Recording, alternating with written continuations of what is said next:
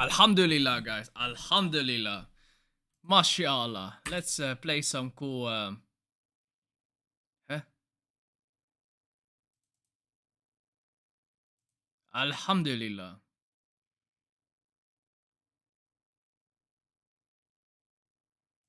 Some cool Islam music.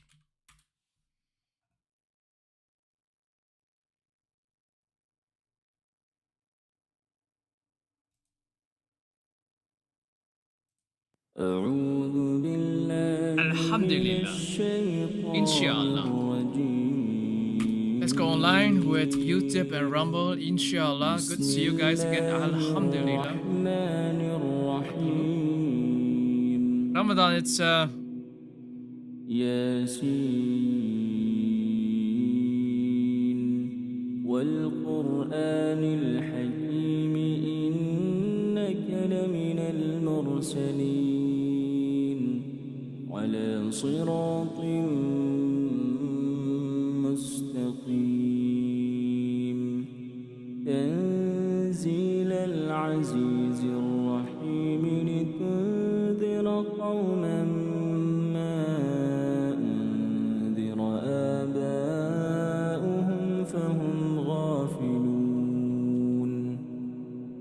لقد حق القول على أكثرهم فهم لا wait. يؤمنون. I want to know what are the benefits of Ramadan. إنا جعلنا في أعناقهم أغلالا فهي إلى الأذقان فهم مقمحون وجعلنا من بين أيديهم سدا ومن خلفهم سدا فأغشيناهم Ramadan, Muslims fast from sunrise till sunset every day of the lunar month. The Ramadan fast can be a natural and effective way for the body to detox and revitalize itself. But this can only happen if you follow a healthy eating plan and do not overindulge for iftar. Try your best to avoid processed and fried foods this month, since we only have a few hours available to eat and drink. It's very important that we make the food we eat really count. Stay hydrated by drinking plenty of water and avoid things that contain caffeine, which will dehydrate your body and make you feel very thirsty during the fasting hours. We know Ramadan is a very busy time, so most of us tend to cut back on sleeping hours to make more time for good deeds, which is amazing. But make sure you are getting a minimum of 6 hours of sleep daily. If you don't get your minimum hours, you could become very lazy in Salah and Quran time, and that's the last thing we want. Also, please keep in mind that oversleeping will also make you lazy and less productive, so balance is the key. Here's a breakdown of what happens to your body when you fast in each stage of the 30 days of fasting. Stage 1. During the first couple of days of fasting, both blood sugar level and blood pressure drop. The body starts the cleansing process, and the first few days are the hardest as they are usually accompanied with headaches, dizziness, nausea, and intense hunger. Stage 2. During the second stage, the body becomes accustomed to the fasting schedule and the digestive system is able to rest. The digestive system focuses its energy on cleansing the body and healing the cells as the white blood cells in the body start to become more active. During this stage, the organs start their repair process as well. Stage 3. By the third stage, energy levels will have increased, your mind is able to concentrate better, and an overall feeling of wellness overtakes you. During fasting, the body's healing process becomes a lot more efficient, and so the body repairs any damaged cells during this stage. During this stage, the colon, liver, kidney, lungs, and skin are detoxing by eliminating toxins. Stage 4. During the last 10 days of fasting in Ramadan, the body has become accustomed to the fasting process. Your body becomes more energetic and you experience improved memory and concentration. At this stage, the organs are finishing up their healing process, and once all toxins are removed, the body is able to function at its maximum capacity. These are just some of the physical benefits of fasting that will take place within the body, but the spiritual benefits this month are far greater than anything mentioned here. Mr. President, you are a man of peace. Yeah, I don't know You about said it that. several times and made it very clear. A man of peace dealing with belligerent people. And I'm thinking, we saw you handled Zelensky in this very own room. What is your leverage on Putin? I'm thinking sanctions. What if he refuses to? Well, I do have leverage, but I don't want to talk about leverage now, because right now we're talking to him, and based on the statements he made today, they were pretty positive, I think. So I don't want to talk about that. I hope Russia's going to make the deal too.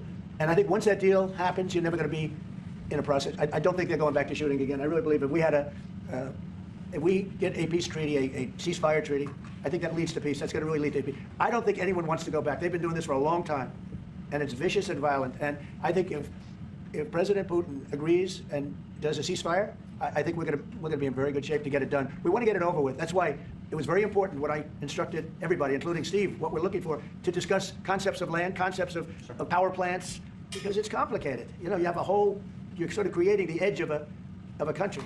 The sad part is that country, if this didn't happen, Somebody else, though. I don't know if they would have to give anything back. I guess Crimea, you know, I said it last time, Crimea was given by Obama. Biden gave him the whole thing, and Bush gave him Georgia. And Trump didn't give him anything. I gave him, you know what I gave him? I gave them javelins.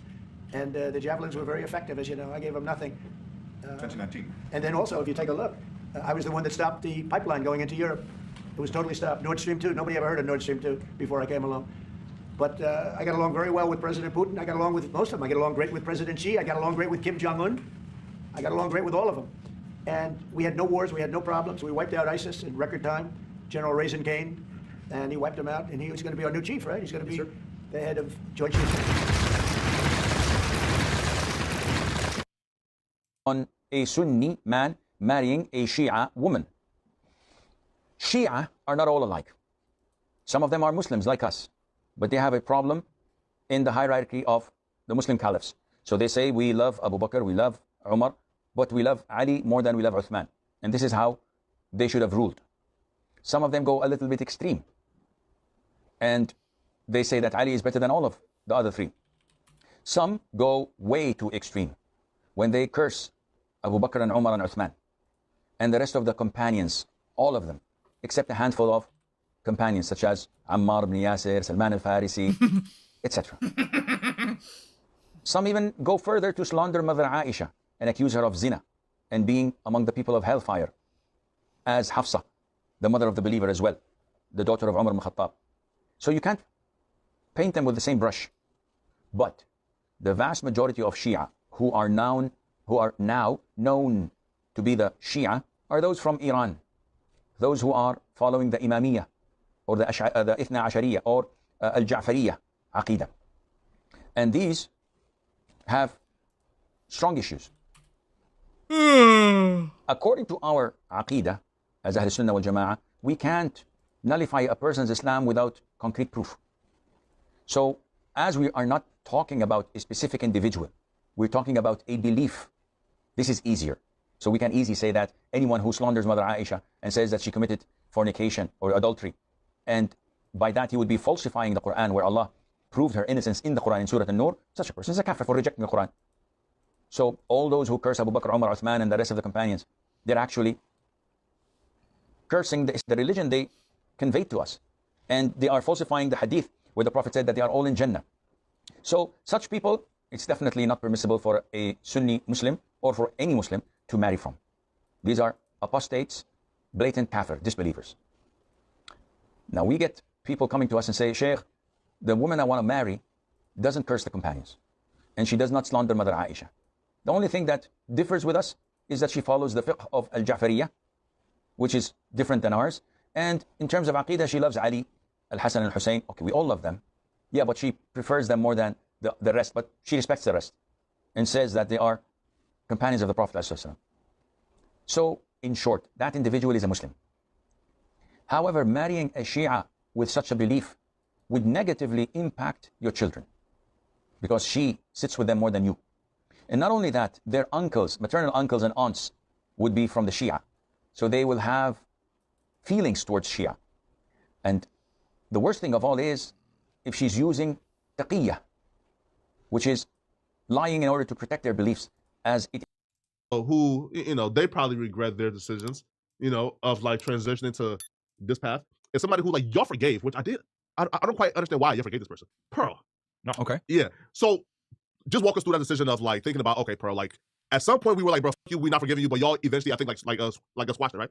Yeah, man. I mean, like, look, you know, I think there's always, you know, at the end of the day, it's the internet. Nothing is really that serious. I mean, hell, I didn't like that you said those things about me, but we're having a discussion now because I can speak with people that I have disagreements with. So I think that's very important to be able to have discourse with people you disagree with. And then for her, it wasn't the worst thing ever. Like, I think she had said something about she didn't like how I talked with her ex-boyfriend when she came, which I can understand why she would feel that way. But at the same time, we had just had that like guy show up at the place, so obviously I was on edge. So I talking about the angry reactions, dude. Yeah. The big ass. Yes, yeah. Oh, She brought him there and she didn't tell me about it. Got Or she had spoken with other people on the team, but they didn't tell me and she was supposed to tell me, right? But miscommunication, whatever. So I was like, dude, this is the end of the world. And she apologized. So I was like, all right, man, like no big deal. Now, my issue with Pearl is more just the fact that I feel like at some point she just realized that she could just say the dumbest possible things on Twitter, and that would be like her path to getting attention on the internet. I feel like when I interviewed her, she's really good at rage baiting on Twitter. Still like sort of reasonable, and then at some point it became like every woman who gets raped deserves it. It's just like every day she's like, I swear to God, I've seen her say. It might not have been exactly that, but it's super close to it. Like I've seen, it's just like every day quote tweet someone like every woman is stupid, and it's just like she's just like I've never seen somebody so audience captured as her, where it just went from like her seeming like maybe not the brightest person ever, but at least she was a person, to just being like a robot that just had been programmed to just offend people for attention. Here's where I think my talents will be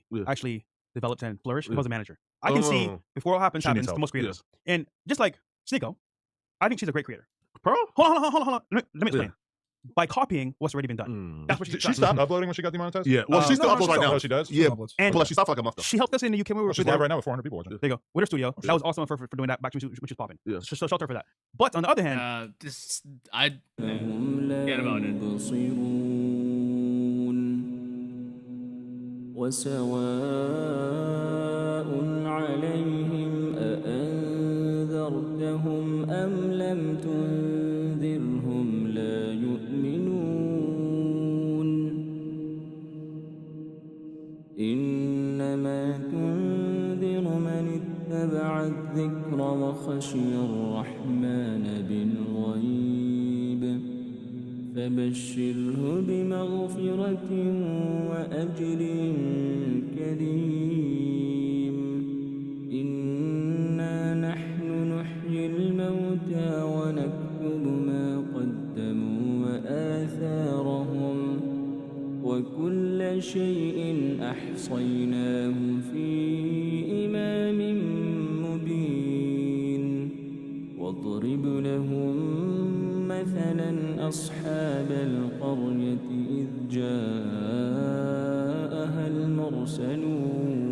But what it actually was a fastball down the middle. And so I just excerpted his tweet and said, well, of course Jews don't really participate in athletics. That's what we use to divert the energy of the Gentiles while we take over the systems of power.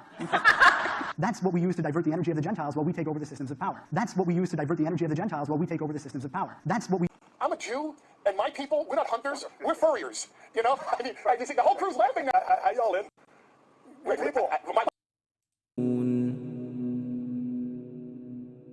إذ أرسلنا إليهم اثنين فكذبوهما فعززنا بثالث فقالوا إنا إليكم مرسلون قالوا ما أنتم إلا بشر مثلنا وما أنزل الرحمن من شيء إن أنتم إلا تكذبون قالوا ربنا يعلم إنا إليكم لمرسلون وما علينا إلا البلاغ المبين قالوا إنا تطيرنا بكم لئن لم تنتهوا لنرجمنكم وليمسنكم منا عذاب أليم قالوا طائركم معكم أئن ذكرتم بل أنتم قوم مسرفون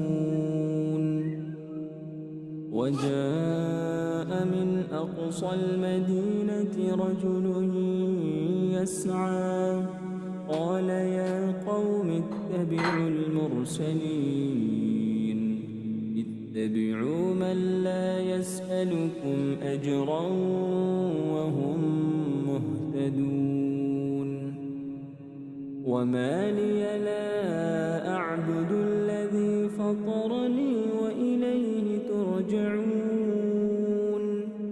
أأتخذ من دونه آلهة إن يردني الرحمن إن الرحمن بضر لا تغن عني شفاعتهم شيئا ولا ينقذون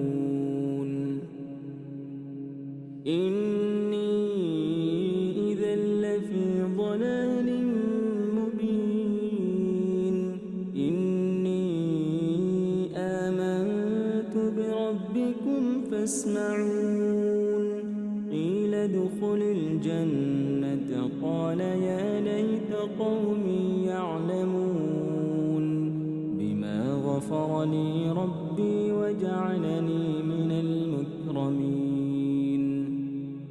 وما أنزلنا على قومه من بعده من جند من السماء وما كنا منزلين إن كانت إلا صيحة واحدة فإذا هم خامدون يا حسرة على العباد ما يأتيهم من رسول إلا كانوا به يستهزئون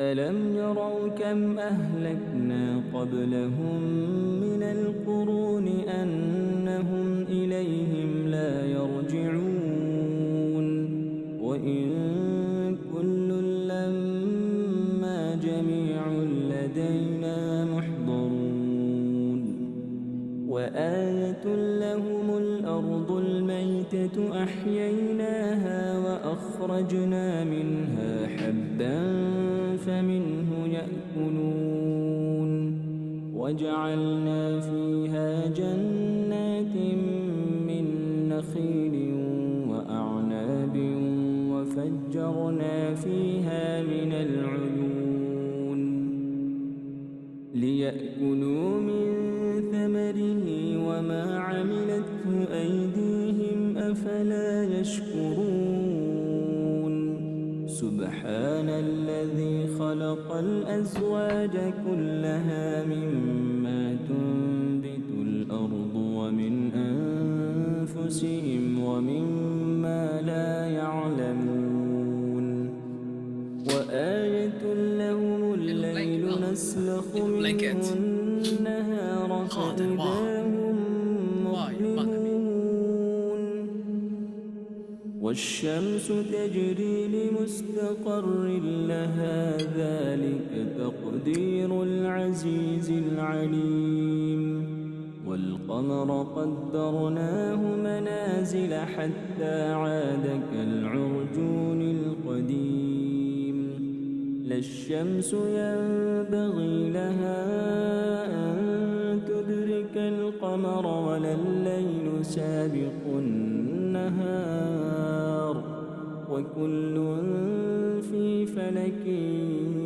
يسبحون وآية لهم أنا حملنا ذريتهم في الفلك المشحون وخلقنا لهم من مثله ما يركبون وإن نشأ نغرقهم فلا صريخ لهم ولا هم ينقذون إلا رحمة منا ومتاعا إلى حين وإذا قيل لهم اتقوا ما بين أيديكم وما خلفكم لعلكم ترحمون وما تأتيهم من آية من آيات ربهم إلا كانوا عنها معرضين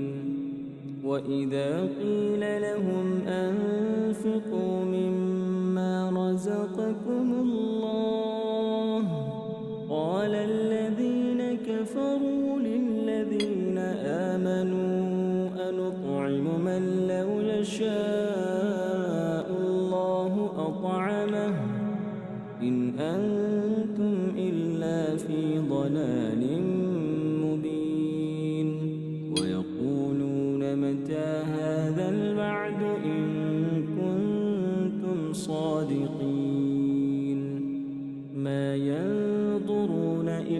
إلا صيحة واحدة تأخذهم وهم.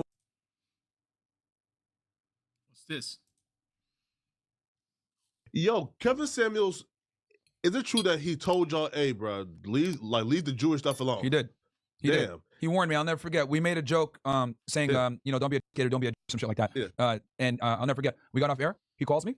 I was at CBS. And he was like, yo, take that video down. I was like, what? Oh, wow. It's like, yeah, take that video down. I was like, what are you talking about? He's like, yeah, you can't play with this. You can't say this stuff. And I was like, really? He's like, yeah, bro, hell no. And at the time, who was the head of YouTube? Susan Wojcicki. Yeah, and she died of cancer now, right? Yep, she passed away not too long ago. Presumably unrelated. But, okay, go ahead. From your perspective, if you could rewind the clock, and if you could have not gone down the political alley, I assume you'd be probably up a couple $1 million that you don't currently have as a result of the YouTube demonetization. Sure.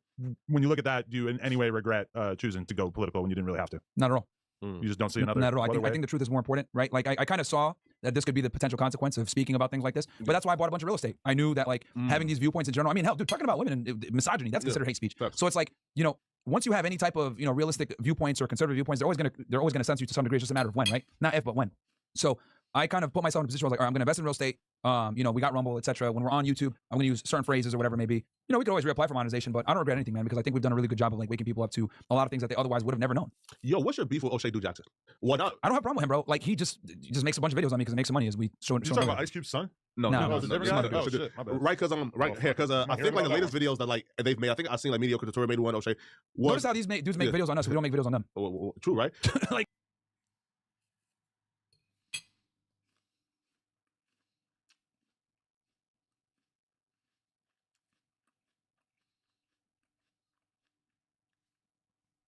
Man.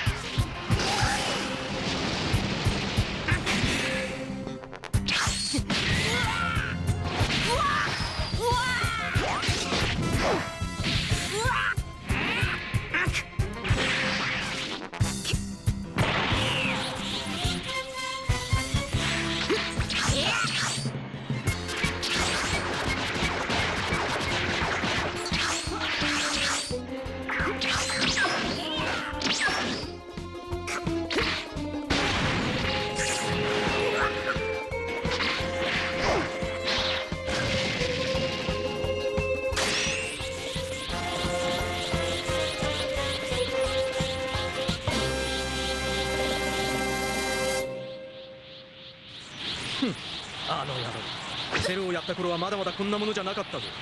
平和ボケしてトレーニングをサボってやがったから。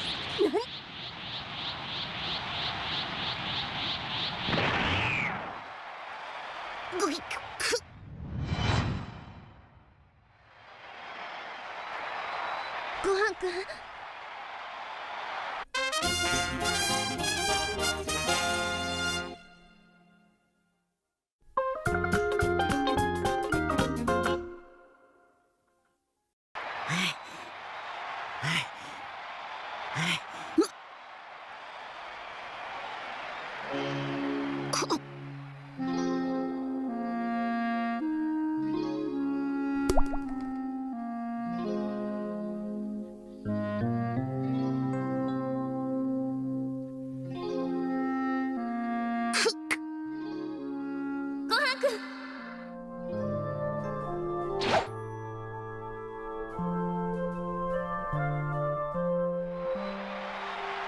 父さんも本気を出してください。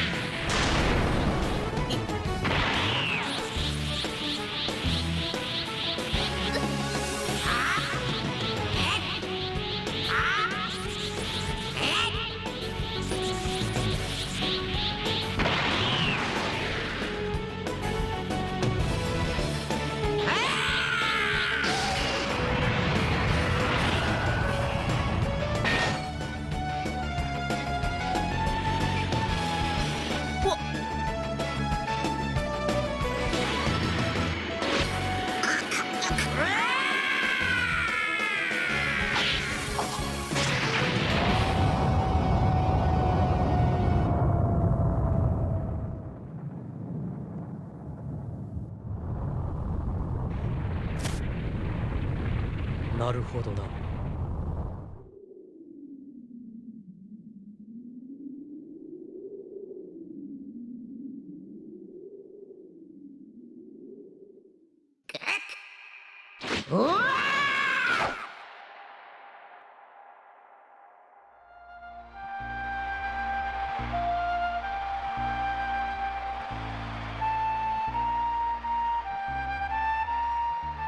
父さん、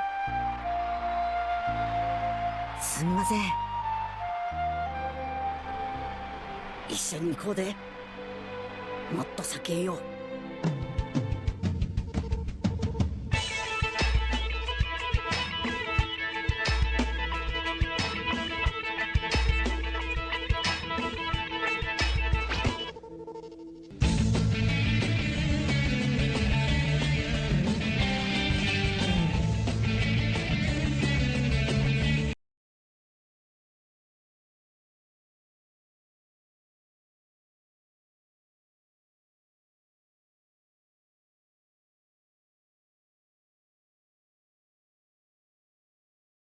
Welcome back. You listen to Find Out Extra on TalkSport 2. Adi Oladipo, the great Gareth A. Davis. All right, it's been a crazy week, I think it's fair to say, in the world of boxing. It was all going very, very nice. And then we were all hit with, as I said at the top, the seismic news of this new boxing league. Dana White, Nick Khan of the WWE, and Turki Al-Sheikh. Dana White actually spoke a bit more about this new venture post-UFC on the weekend. This is what he had to say about the deal.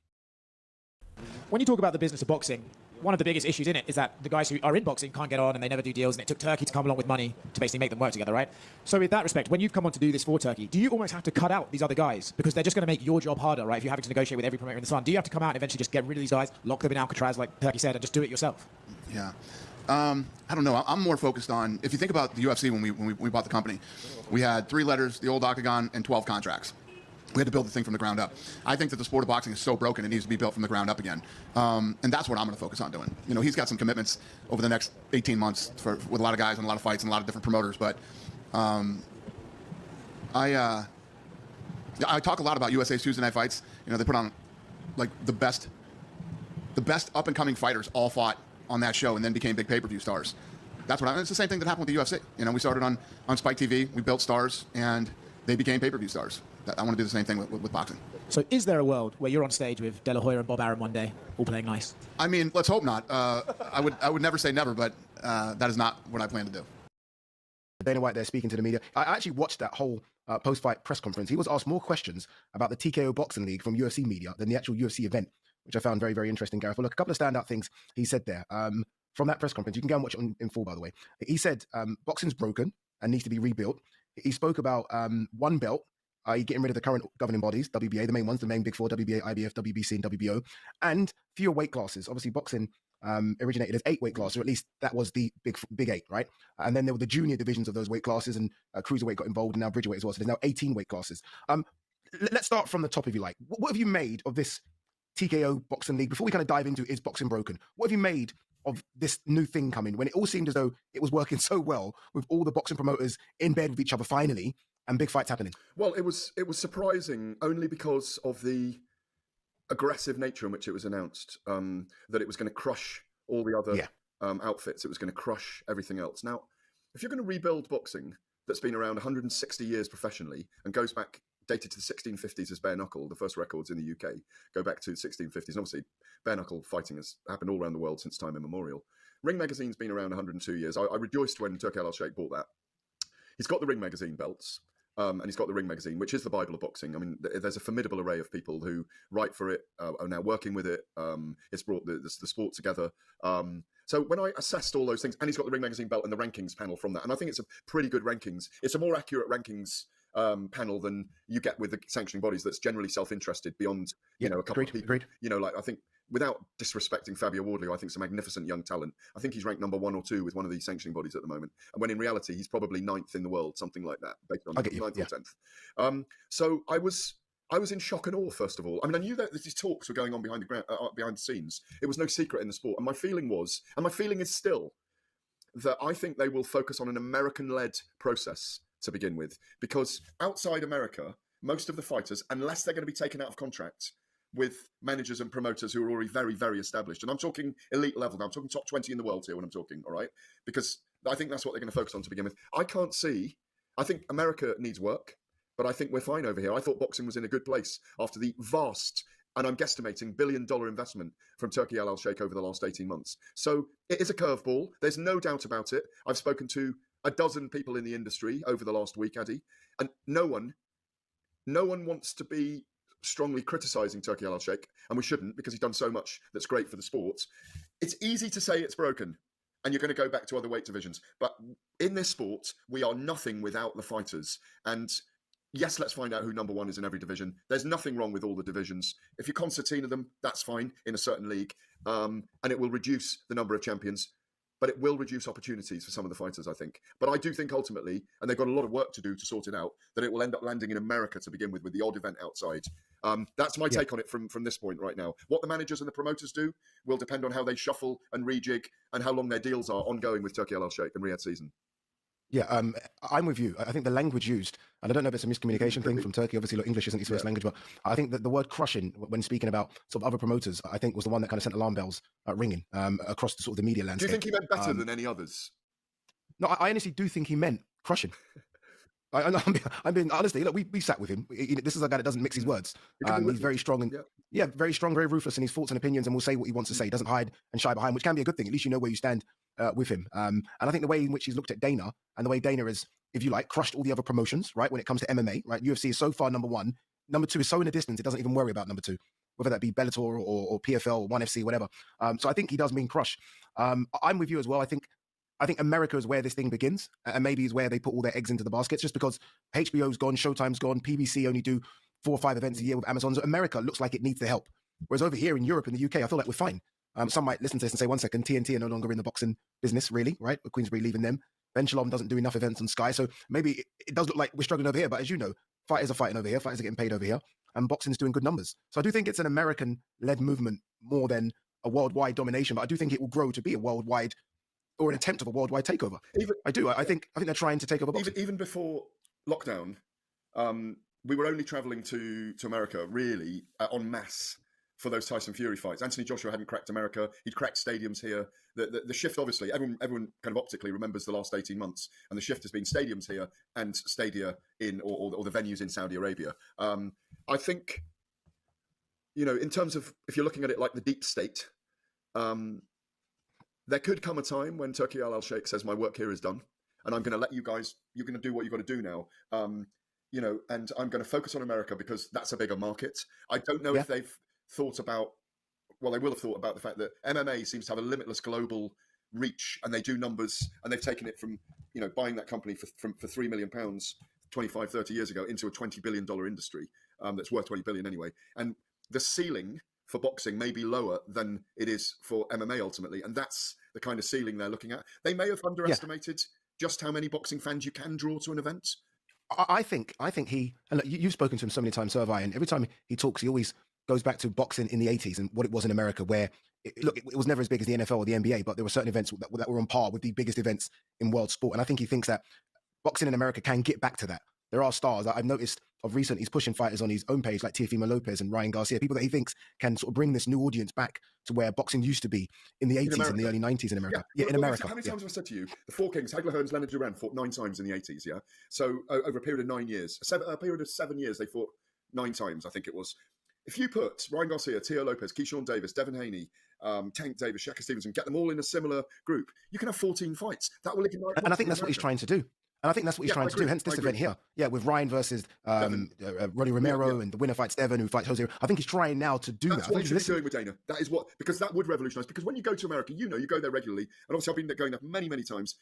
You have to fight for noise and on the very, very busy, crowded sporting and entertainment landscape in America, don't you? You have to really fight for that space and do something special. And I think Turkey's spoken to him, and he knows that Dana's special in that way.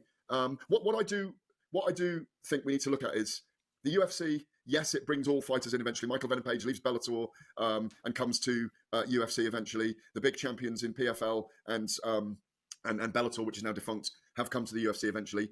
They are one league, though. That's the thing. We haven't always had champion versus champion in that league, and they're obviously the most powerful league. And also, there is a little bit of a record. They've got a record of probably needing to change the way they treat their fighters a little bit. And there's lawsuit action. A little bit. It's horrendous. Let's be honest. I mean, the Dana White, he must honestly look at the numbers that some of these fighters are getting paid in Riyadh season through Turkey, and it must blow his mind.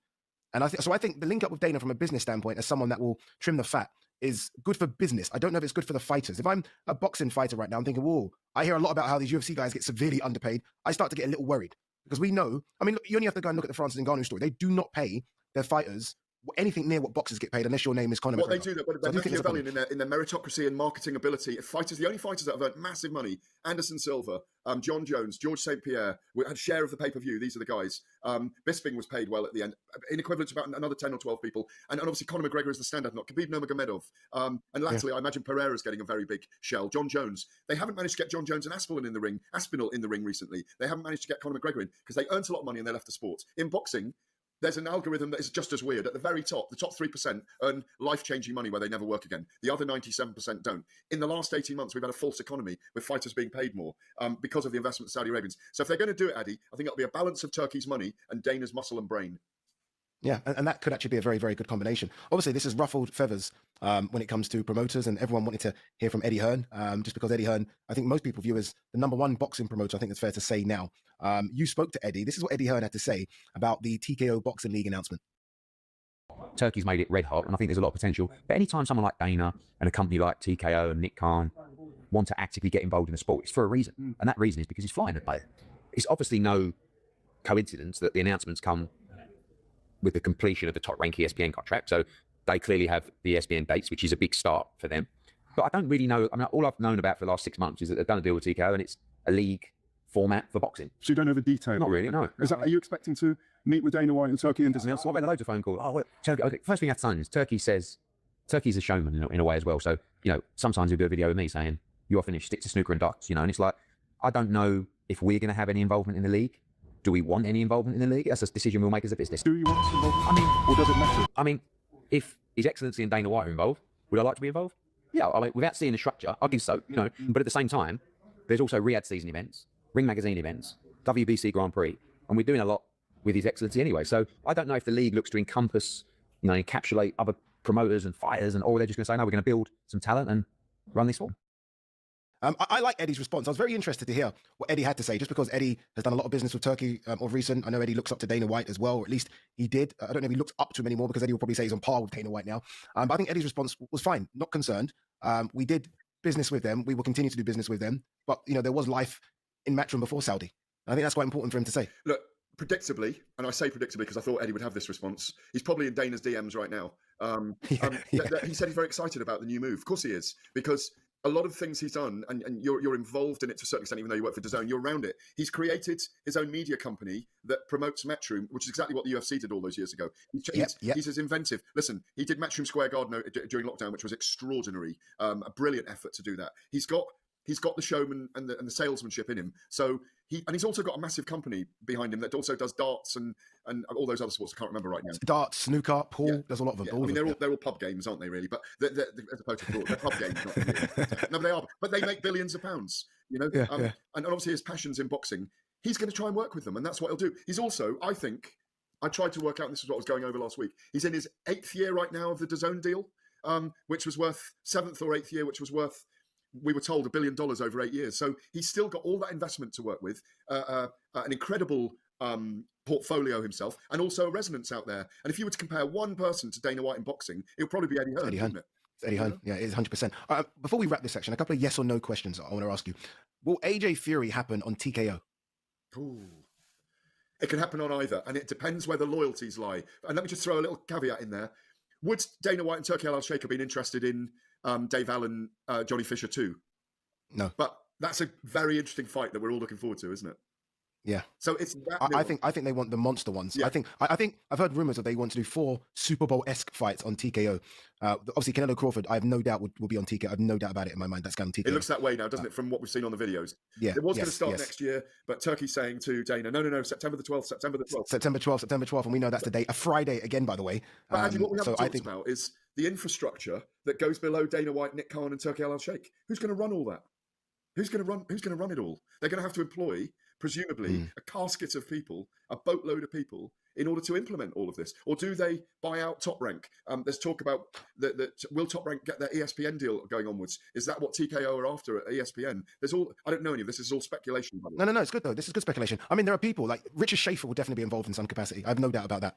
Now that he's back alongside Canelo, I can't see how conversation never happened with Richard, who obviously knows boxing inside out. There'll be a number of people in America that put their hands up, that lost jobs at HBO and Showtime, that'll be ready just to quickly get back into it. Experienced people. And not just behind the scenes, in front of the cameras as well. Jim Lampley, who knows back from Ring Magazine. It is, but that's what Turkey seems to like. Yeah, he seems to like those old established sort of faces. I know I'm hearing rumors of Max Kellerman coming back. So it's all the old guard basically coming back to run the ship, which is interesting. But maybe that's what is needed in America. Not over here, but in America, people just seem to resonate to those old people on HBO and Showtime, people they grew up listening to. Maybe it works. Without you putting yourself in any jeopardy, because you've got a very prominent role at DAZN. Obviously, we've got Oscar De La Hoya, Frank Warren, and Eddie Hearn, Matchroom Queensbury and Golden Boy, all on DAZN now, which makes it a very powerful entity.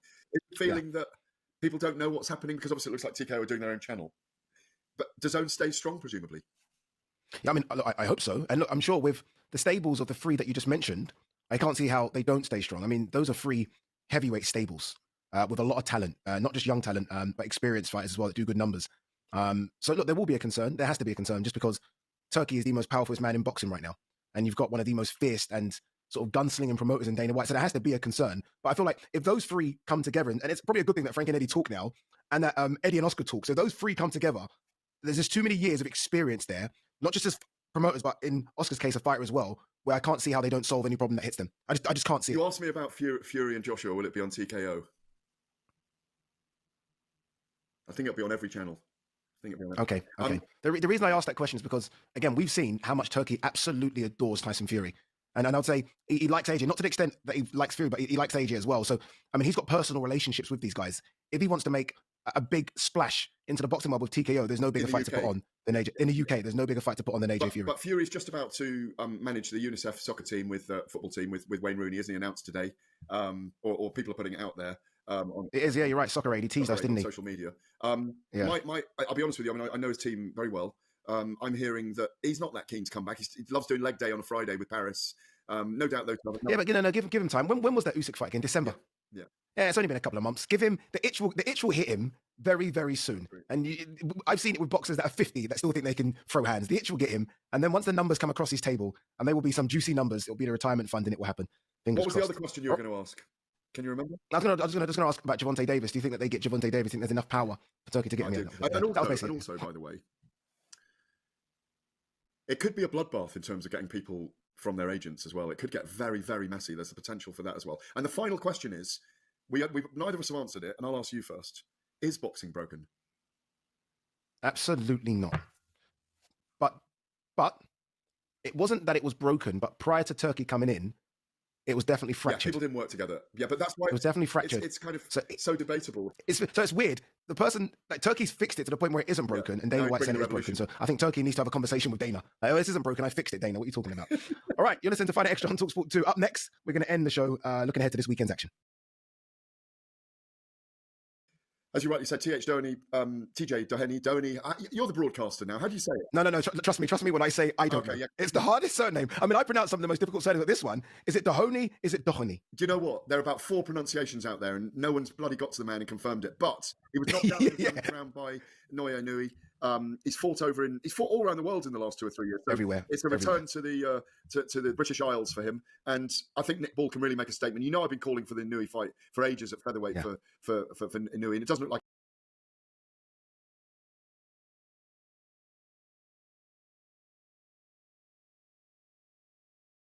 He's going to fight him next, but I think Nick Ball can really make a statement. I have an announcement to make. Yes, it's easy. I'm going to do less gaming, and I want to make the channel more like action oriented. You know, interviewing stunt guys and doing more 3D modeling, because I want to combine it, you know, with action choreography and 3D modeling. I think that's cool. So yeah, that's my whole new announcement. Arigato gozaimashita. Thank you. Ganbatte. Once you have a recent performance from an Inoue victim, it's easy then to compare how Nick Ball gets on with him. And I expect Nick Ball to want to lay down a marker so that everyone gets excited about Inoue, because it's one thing fighting Inoue, but we want to see a guy fight Inoue where we think the guy could actually potentially win. And I think, look, Inoue would always be a favourite because he's just that special. But with Nick Ball, you just want to think, okay, can Nick Ball cause him some problems? Because Inoue's getting a bit of stick recently about his level of opponent. And I think Nick Ball's above the level that Inoue's been fighting recently. So I think Nick Ball looks good, as he always does. Rough, ready, probably goes a few rounds, probably gets hit a little bit, probably hits a bit more. That's just Nick Ball fights. So it should be exciting. And Gareth, you did very quickly, you did say that you was at the Johnny Fisher, Dave Allen press conference. It's a good fight. Are you surprised it's only going to the copper box? There was a lot of talk about this fight being maybe a bit bigger, maybe potentially going to a bigger arena. Talking to people behind the scenes, and by the way, Nick Ball for me was one of the fighters of the year last year. By the way, the Ronnie Rios, Ray Ford, and Ray Vargas draw that he should have won. I just think Nick Ball, one gear, would really challenge Inoue, and I think he'll win about 9-10. Last 3 rounds, I think he'll win for my prediction on Saturday night. I think talking to people behind the scenes about Allen or Fisher Allen too, they thought they might get 10 to 11,000 there, but they'd rather have a full copper box, if I'm allowed to say it still, copper box with 8,000 there, rather than 12 with a curtain at the O2 Arena. Yeah. I agree. I applaud Johnny Fisher for taking the rematch because he's got a W on his record. And not everyone's done that. But Tyson Fury did it when he fought John McDermott, and many of us thought he lost that first fight in a very, very close fight, and he upended him in the second fight. Johnny, I like the look of Johnny on Friday. No messing about. They're going to Vegas for a 10-week, 9-week camp. Him and Mark Tibbs. Spoke to Mark Tibbs. Wants to get the job done this time. I'm glad the two of them are earning some good money. Good for them. But I think it's a 50-50 fight, and it's one that Johnny has to win, like convincingly win, in my view. Yeah, he has to, especially if they've got or harbour ambitions about sort of taking that next step. David Adelaide is fighting for the British title next, and that's where Johnny should be looking at for his next opponents, that kind of level. But if he loses, then it's a tough road back. All right, you've been listening to Violent Extra on TalkSport 2. Big thanks, as always, to the main man, Gareth A. Davis, who, by the way, has a new book out. I say new, it's about 4 or 5 months old now, but it's new for me because I only got a copy on the weekend. Call of the... I don't know. Work. Even when I had the talent. Managers owned that team at Altoona. And I learned how to run a minor league team by watching what he was doing. And then I bought a team in Connecticut, struggled mightily, moved to Richmond, and became one of the most successful teams in minor league baseball. The team moved? Yeah. And why Richmond? Yeah, we moved to Richmond. Why Richmond? Great market. Okay. I mean, one of the biggest minor league markets. Baseball crazy town, had the Braves for years and years. Yeah. Lost baseball, got it back. And then I hired the best management people in minor league baseball, guys that understood that a minor league baseball game needs to be like a carnival. Right. And, we went from last in the AA in attendance in our league to first. And building a new stadium. Building a $120 million stadium. Wow. Got a lot of money from a bond issue in Richmond to do that. There it is. Look at that. CarMax Park. CarMax Park. And you can see the work under construction right now. And the second team is where? In Montgomery, Alabama. Yes. The Montgomery Biscuits, the Tampa Rays AA team. So I run 2 pretty big businesses. And the team in Richmond, a particularly big business, because it's really one of the flagship minor league teams. Do you think in 5 years, no more boxing? DeBella Entertainment done? Man, I have a love for it. I would do commentary possibly. I did it for a while I was a promoter. It would be fantastic. I think it was pretty good. Probably hard to get a word in edgewise with the other crew. No, I was actually. But I'm talking about like the promotional company, because you still have like what 20 fighters? Yeah, I still do, and the fighters I have, I think they're probably better off with me than being free, because I feel an obligation to all of them. I don't breach my contracts. I keep my fighters fighting. I'll do a couple of shows a year to fulfill an obligation that someone has to fight X number of times, but I'm not going to be a promoter in the same way. For the most part, the days of promoting shows, like individual promoters doing it, are sort of coming to an end. And that's sort of why I was making the point about Eddie and Bob and Warren and Oscar now being exactly what they used to criticize me for. Like when they got their exclusive deal, and I couldn't get directly to a network, even when I had the talent, and that pissed me off. I'd have to go through them. And then they would actually have the nerve to take shots that I was a middleman. Me, who was running more local shows, putting my money where my mouth was, not making money doing Broadway boxing, 144 shows in New York City, dominant promotion in New York City for 20 years, right? But they were downing me for being a middleman. Well, guess what, motherfuckers? That's what you are now. That's what you are now. And they have a chance too. Every time there's a dominant promotion, someone is back there trying to claw their way up.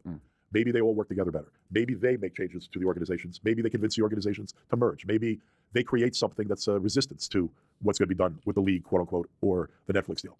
I don't think that in the long run, Dana and Nick or Turkey care about coexisting with them. I think those guys want to build their own thing. If their own thing is successful enough, organically, they will be the dominant powerhouse in a near, not illegal, they're not going to be, I don't think that UFC is an illegal monopoly, right? I don't think they're breaking law, but they're sort of monopoly. They're a monopoly from economic power. That's probably the aim in boxing too, to become dominant enough that you're a de facto monopoly, not a legal monopoly, a de facto monopoly. It's going to take some time. Nothing's going to be torn down overnight, but there is zero chance that if these guys are dedicated to this effort, and one person, like for example, if something happened to Turkey, is the partnership still there? Is the economic backing of Saudi still there? And by the way, by that time, does it matter? Because if it's not, and they've created the dominant promotion, why won't Nick and Dana just run with it? So I think that none of the major 4 promotional companies now that have deals with DAZN will be what they are now in 5 years. None of the ratings organizations will be what they are now in 5 years. Probably the top promoters won't be what they are now in 3 years. Will they go away? Only if they want to. Look, I managed to survive, right, with no platform for a decade. And if I lost money that decade, I would have been out long ago, right?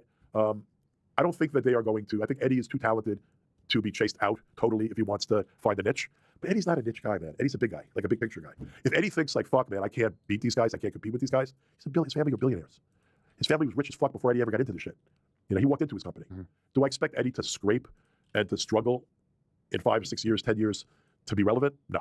I think he'll retire and do something else. I mean, by the way, Matchroom has a whole portfolio of other sports, and Eddie's enough of a celebrity in the UK to do some television shit or whatever he wants to do. Do I think Top Rank has got issues? Top Rank's got a 94-year-old chairman, right? But Todd's not a dumb guy. They have really good people working there for them. Do I think they'll go out of business? I think they'll figure it out for a while. It's going to take a while. Sure. Right? And then when it all settles out and TKO, whatever that promotion is, has all their TV and streaming deals, there will be another streaming service or another competing sports service or someone else that may want boxing property. Yeah. But it ain't going to be the way it is right now, right? And certainly, you asked me if I'm going to stay in boxing. I'm going to stay in boxing. I'm going to accept the changes that are coming. And I think I have a tremendous amount of knowledge of this industry. I think I have a tremendous eye for talent. I think I can help a fighter in the right situation, but much more likely to do so going forward as an advisor than as a promoter. I'm not, the days of me doing a monthly series or promoting 20 shows a year, they're done. Fascinating. We'll leave it at that. Thank you, Lou. Appreciate you coming in. Love your insight. Love that you. I think that from a fan standpoint, look, you got more big. If you're not worried about it, if you're a fan, I want to watch business. Boxing. Turkey made sure you got some good stuff in the last couple of years. I don't think that's going to disappear. And by the way, I think if he wants a particular fight and a guy's contracted to one of the other 4 guys, he'll pay the other 4 guys and make the fight. I don't think there's going to be a lot of spite here. I think it's going to be organically that the winds of change tear down the structure. The old paradigm of boxing has been for decades broken, and it's going to come down. And that's not a bad thing necessarily. Yeah, Dana White has some good news. He wants to take over boxing. I want to work with Oscar de la Hoya. Ryan Garcia reacts to Dana White entering boxing. Ryan Garcia said there might be a problem if the newly formed TKO promotion pays their boxers the same money as UFC fighters, but he's hoping that wouldn't be the case since Dana White is involved. If they pay like the UFC, we might not like it.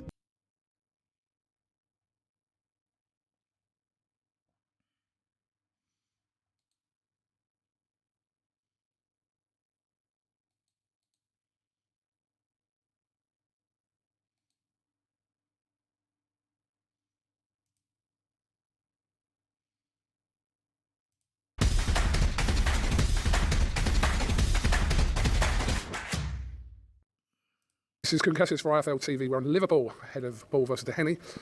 Frank Warren, how are you? I'm good, how are you? You look like an old school mafia boss there, Frank. Oh, really? A blonde-haired mafia boss, that's a new one. Well, grey-haired, with what I've got left, yeah. Nick Ball, Danny. I mean, DJ Danny's obviously last fight out. We know what happened there with Nguyen. Best fighter in the world. In his last fight. Very experienced, former world champion, and Nick's going to have to be at his best. But I think Nick is the best featherweight in the world. I think he's the most exciting fighter, probably one of the most exciting fighters in the world, and it's out of him and Daniel Dubois, who's the best fighter in the country.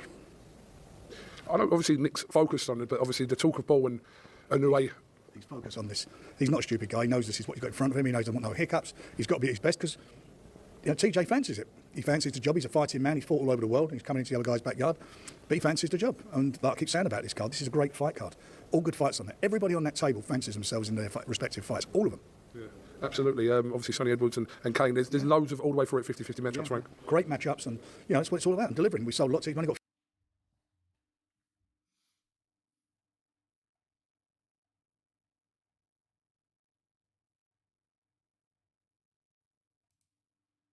أعوذ بالله بسم الله الرحمن الرحيم كافها يا عين صاد. This is, this is different, guys. Because I know that. So I've talked to a very special Muslima. She also said that most how do you say children in the Netherlands, especially where I live, the northern of the Netherlands, somewhere nearby, let's just say Winschoten, the children there are they are getting ammunition from TikTok and social media, and that isn't good, especially for the well-being. They need to be structured and learning to write things, very important. And I think religion is really good. ذكر رحمة ربك عبده زكريا إذ نادى ربه نداء خفيا قال رب إني وهن العظم مني واشتعل الرأس شيبا ولم أكن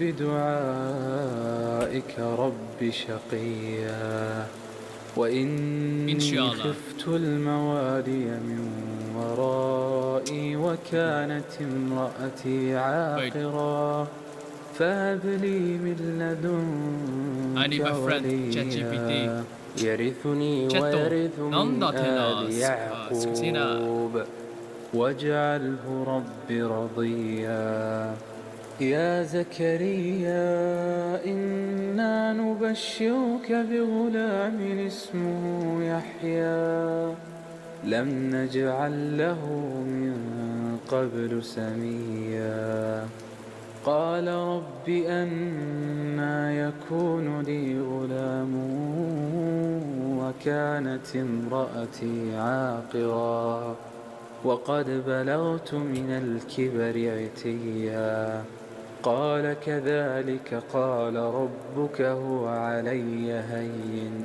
وقد خلقتك من قبل ولم تك شيئا قال رب اجعل لي آية قال آيتك ألا تكلم الناس 3 ليال سويا فخرج على قومه من المحراب فأوحى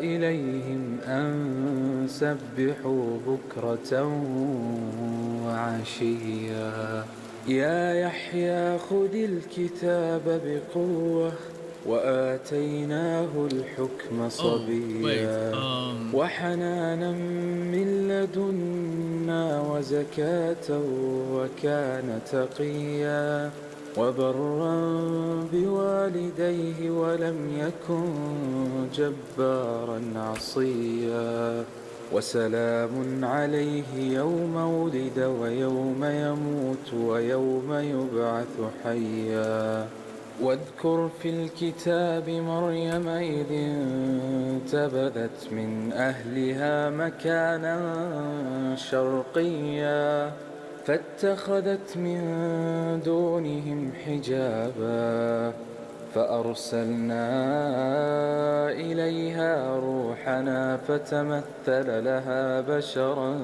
سويا قالت إني أعوذ بالرحمن منك إن كنت تقيا قال إنما أنا رسول ربك لأهب لك غلاما زكيا قالت أنى يكون لي غلام ولم يمسسني بشر ولم أك بغيا قال كذلك قال ربك هو علي هين ولنجعله آية للناس ورحمة منا وكان أمرا مقضيا فحملته فانتبذت به مكانا قصيا فأجاءها المخاض إلى جذع النخلة قالت يا ليتني مت قبل هذا وكنت نسيا منسيا فناداها من تحتها ألا تحزني قد جعل ربك تحتك سريا وهزي إليك بجذع النخلة تساقط عليك رطبا جنيا فكلي واشربي وقري عينا فإما ترين من البشر أحدا فقولي إني نذرت للرحمن صوما فلن أكلم اليوم إنسيا فأتت به قومها تحمله قالوا يا مريم لقد جئت شيئا فريا يا أخت هارون ما كان أبوك امرأ سوء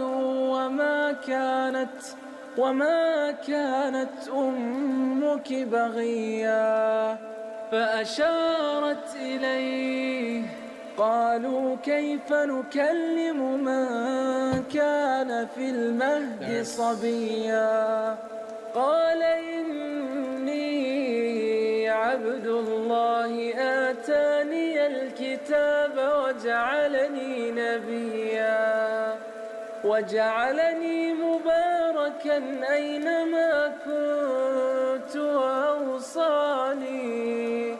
وأوصاني بالصلاة والزكاة ما دمت حيا وبرا بوالدتي ولم يجعلني جبارا شقيا والسلام علي يوم ولدت ويوم أموت ويوم أبعث حيا ذلك عيسى ابن مريم قول الحق الذي فيه يمترون ما كان لله أن يتخذ من ولد سبحانه إذا قضى أمرا فإنما يقول له كن فيكون وإن الله ربي وربكم فاعبدوه هذا صراط مستقيم فاختلف الأحزاب من بينهم فويل للذين كفروا من مشهد يوم عظيم أسمع بهم وأبصر يوم يأتوننا لكن الظالمون اليوم في ضلال مبين وأنذرهم يوم الحسرة إذ قضي الأمر وهم في غفلة وهم لا يؤمنون إنا نحن نرث الأرض ومن عليها وإلينا يرجعون واذكر في الكتاب إبراهيم إنه صديقا نبيا إذ قال لأبي يا أبت لم تعبد ما لا يسمع ولا يبصر ولا يغني عنك شيئا يا أبت إني قد جاءني من العلم ما لم يأتك فاتبعني أهدك صراطا Yay! It's a very ugly monitor. Hey! يا أبت لا تعبد الشيطان إن الشيطان كان للرحمن عصيا يا أبت إني أخاف أن يمسك عذاب من الرحمن فتكون للشيطان وليا قال أراغب أنت عن آلهتي يا إبراهيم لئن لم تنته لأرجمنك واهجرني مليا قال سلام عليك سأستغفر لك ربي إنه كان بي حفيا وأعتزلكم وما تدعون من دون الله وأدعو ربي عسى ألا أكون بدعاء ربي شقيا فلما اعتزلهم وما يعبدون من دون الله وهبنا له إسحاق ويعقوب وكلا جعلنا نبيا ووهبنا لهم من رحمتنا وجعلنا لهم لسان صدق عليا واذكر في الكتاب موسى إنه كان مخلصا وكان رسولا نبيا وناديناه من جانب الطور الأيمن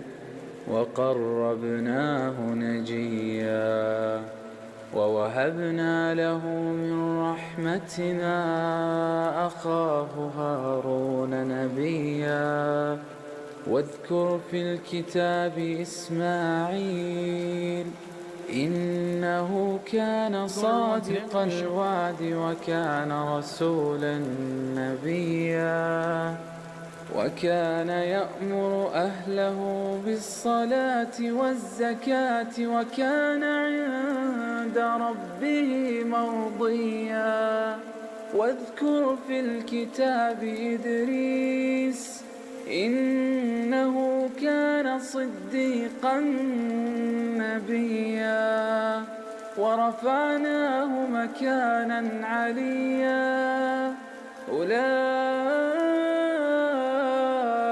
الذين أنعم الله عليهم من النبيين من ذرية آدم وممن حملنا مع نوح ومن ذرية إبراهيم وإسرائيل وممن هدينا واجتبينا إذا تتلى عليهم آيات الرحمن خروا سجدا وبكيا فخلف من بعدهم خلف أضاعوا الصلاة واتبعوا الشهوات فسوف يلقون غيا إلا من تاب وآمن وعمل صالحا فأولئك يدخلون الجنة فأولئك You have made it very clear that NATO needs to step up, although great progress has been made in the first mandate. How do you envision this new transatlantic? You're talking about NATO stepping up? Well, NATO is stepping up for this man. This man is a man that only knows how to step up. And we have the same goal in mind. We want the war ended.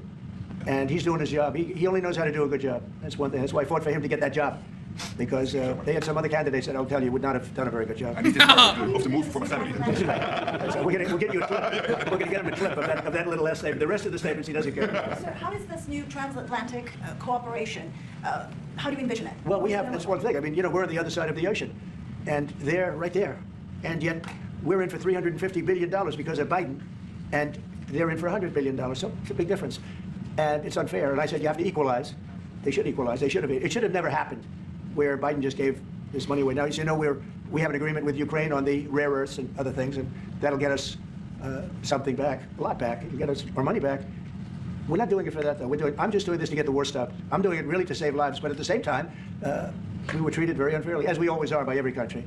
And we're in for very substantially more than the European nations are in for. And that shouldn't be, they're much more affected by it than we are, because we do have an ocean in between. But I don't know. I think good things are going to happen. I really do. I think good things are going to happen.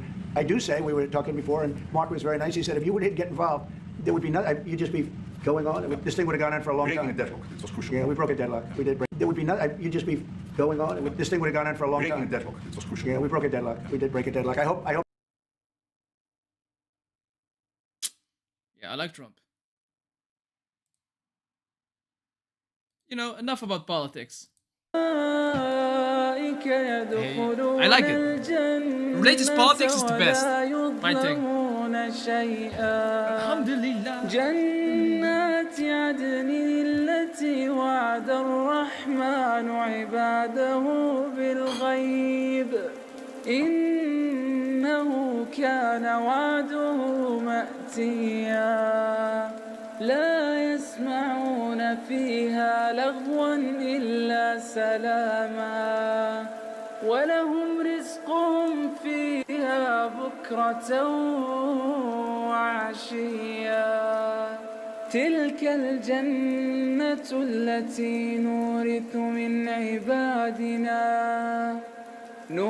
من عبادنا من كان تقيا وما نتنزل إلا بأمر ربك له ما بين أيدينا وما خلفنا وما بين ذلك وما كان ربك نسيا رب السماوات والأرض وما بينهما فاعبده واصطبر لعبادته هل تعلم له سميا ويقول الإنسان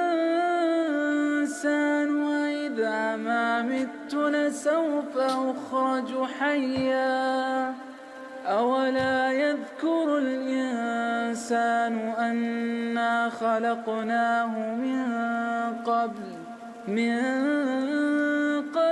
ولم يك شيئا You know what, guys? I'm going to be very honest. I think Ramadan is good. Very good. Because there are a lot of spiritual benefits. And also you need to eat good after Ramadan. Otherwise you're screwed. So Ramadan to me is really good. But I think it's also overrated. That's just me. You can also do it with intermittent fasting. أيهم أشد على But alhamdulillah, God knows best.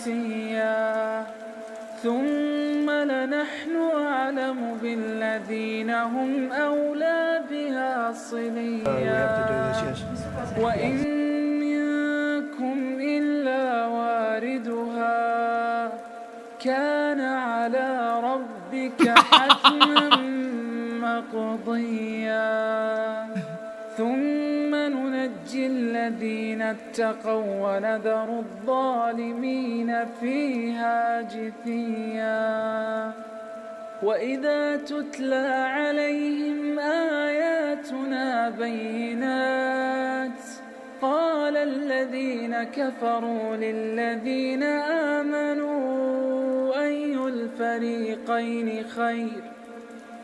الفريقين خير مقاما وأحسن نديا. Like I said, very good thorough breakdown. Before we close off today, I do want to ask you the big news in the boxing world. Have to ask you before we sign off. We did have the formation of the TKO boxing promotion, TKO. Dana White, Turki Al-Sheikh joined. I'll be the first to admit, but I do take pride in telling the truth, in controlling those temptations, in controlling those feelings that are there for all of us. The best I can control them and give the truth. Say what I believe professionally from my 50 years in the business, not based on biases, not based on agendas. And I've done a pretty good job of that throughout my career. Again, I'm not perfect. And every day I try to be better. I'll say it this way. I think that the template that has been there for UFC, again, you can always look at negative. Oh, they don't all get paid this, they don't this, whatever you want to say. I'm just saying, I think the template that was put in place by Dana White and the Fajita brothers who owned the casinos, who originally bought UFC. Fajita. I think you're hungry for some Mexican food with the fajitas. Yeah, I'm sorry. You're right, bud. I'm sorry. And I love burritos, I love tacos, and I love fajitas. But yes, I'm sorry. And they're good guys. Matter of fact, I remember when they first started UFC, they actually came to me to ask my thoughts about how to make the sport more exciting. Can you believe that? Because you had the Gracies dominating, you had a lot of guys, playing the floor chess on the floor, and not everyone wants to see 15 minutes, 25 minutes of guys on the floor. They want to see striking. And I was doing all the boxing with, Friday night fights. I was out there in their casinos a lot, and they would see me, and they would ask my advice on that. Matter of fact, I told them something they didn't do.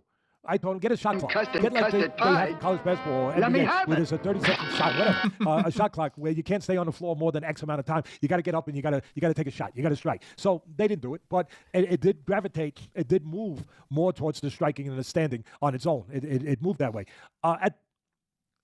Here's my take. That template for the sport worked for Dana White. It made that brand into $1 billion brand. You could knock the crap out of him if you want. You're jealous, you're mad, you're angry, you hate him, you hate that he's bald. My son is bald. I love my son. I don't care what you are. I don't. I love you. But at the end of the day, or you could say, oh, you don't pay all of them right and all that, whatever. His acumen, his business judgment to build that brand was simple but genius. Put the best in with the best, and you will build a brand. Build it, and they will come. Ben, get ready. Field of Dreams, Ben. Build it, and they will come. He built it, and they came, and they kept coming, and they keep coming by putting on good fights, competitive fights, all the time. Not just names, not just stars, competitive fights. I mean, Top Rank is about to no longer be around with ESPN. ESPN is not renewing, after a 7-year run, is not renewing the contract with Top Rank I think in August. August is Why? One of the reasons why, and that don't mean I'm 100% right, but they didn't always put the best in with the best. They had their stars. They put A against B, and you had a lot of weeks on ESPN where they were not competitive fights. You might have had a star from the Olympics fighting, but he was fighting a guy that he was going to obliterate, in 22 seconds before the national anthem ended.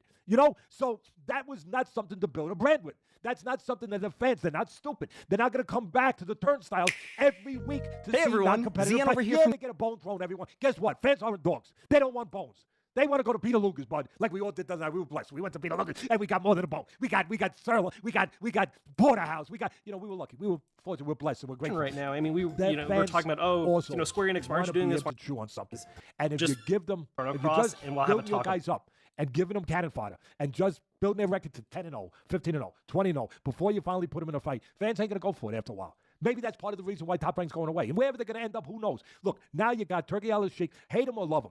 He has given boxing a shot of adrenaline. Hate him or love him.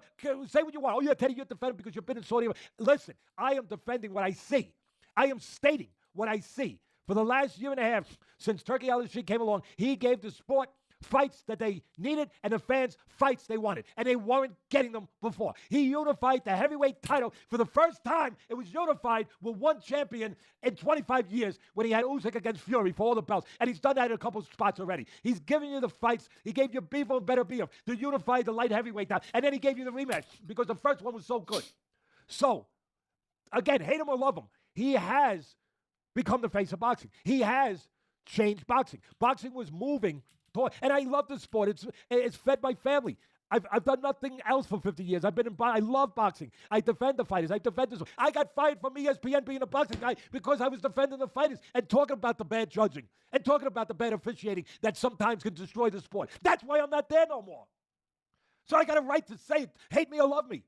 I'm saying what I've said before, that this sport was moving towards a cult type sport. It was moving towards what's the word I'm looking for? But a limited version of itself, to where it was being, it wasn't getting the respect that a sport that's been around longer than any other sport, other than maybe the marathon.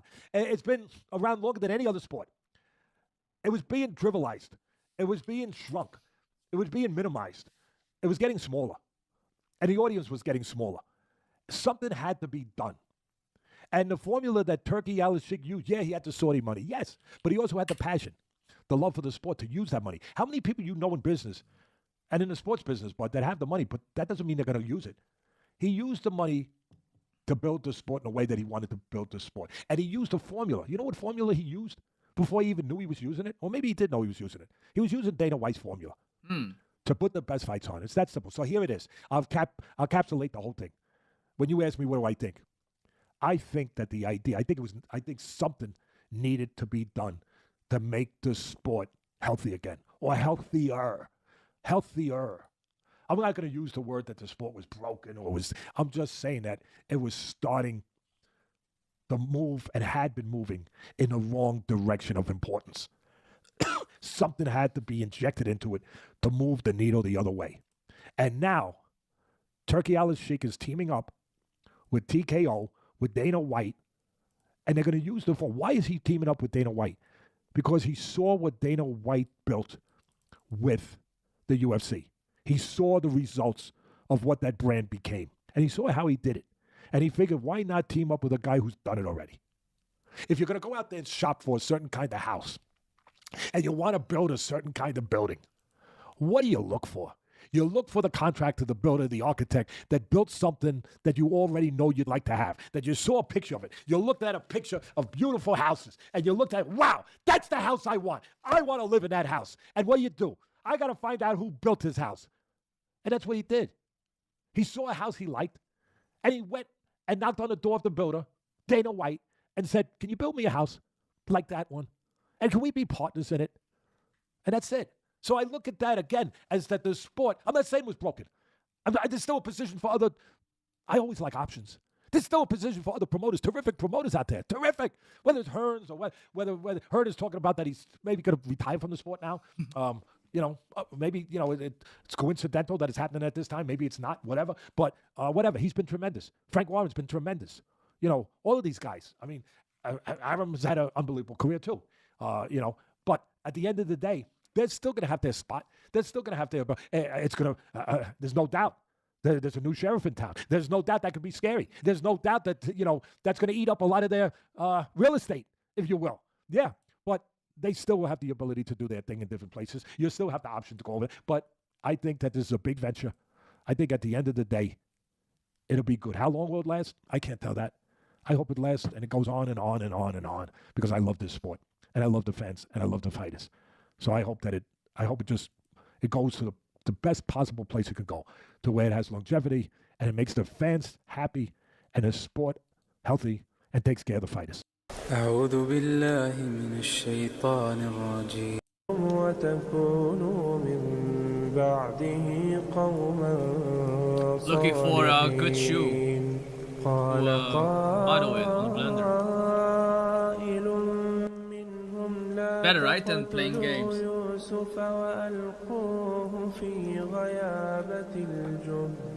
وألقوه في غيابة الجب يلتقطه بعض السيارة إن كنتم فاعلين قالوا يا أبانا ما لك على وإنا له لناصحون أرسله معنا غدا يرتع ويلعب وإنا له لحافظون قال إني ليحزنني أن تذهبوا به وأخاف أن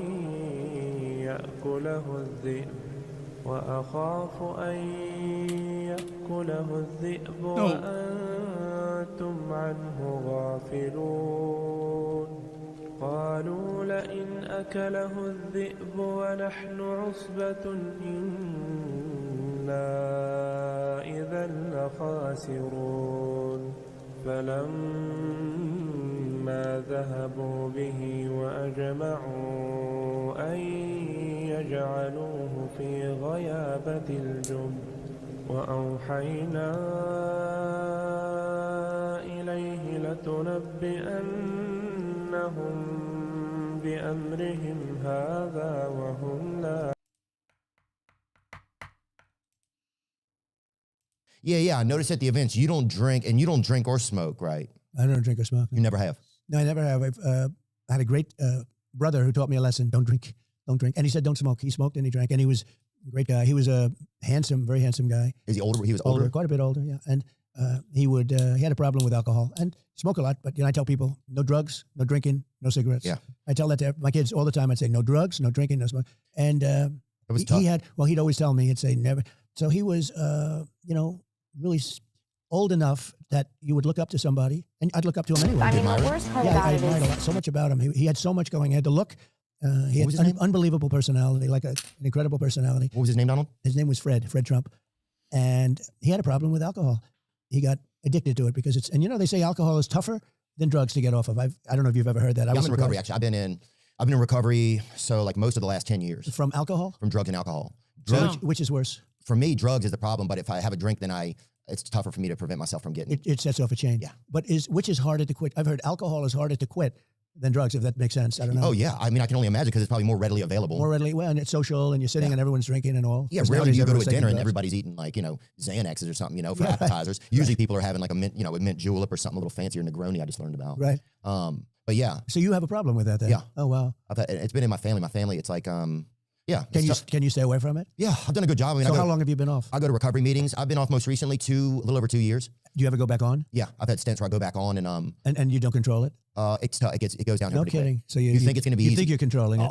And then you're damn. Yeah, you're doing your go-kart and racing with hookers and stuff. It gets bad. It's not to do it, right? Right. So then in the end, you're like, I have to not do it. Did you see, like, with your brother, could you see it or anything? Like, Man. I was amazed because he had so much going and everything going. I think it happened in college at a fraternity maybe, or I don't know, somewhere along the line it happened. And all of a sudden, this is not unique. This is a very common story, unfortunately. But and then the family would see it and start to notice it. And it didn't get better. I was amazed. He lived for so long in bad conditions, in terms of, I was amazed that his body could hold out. It held out and it had bad moments.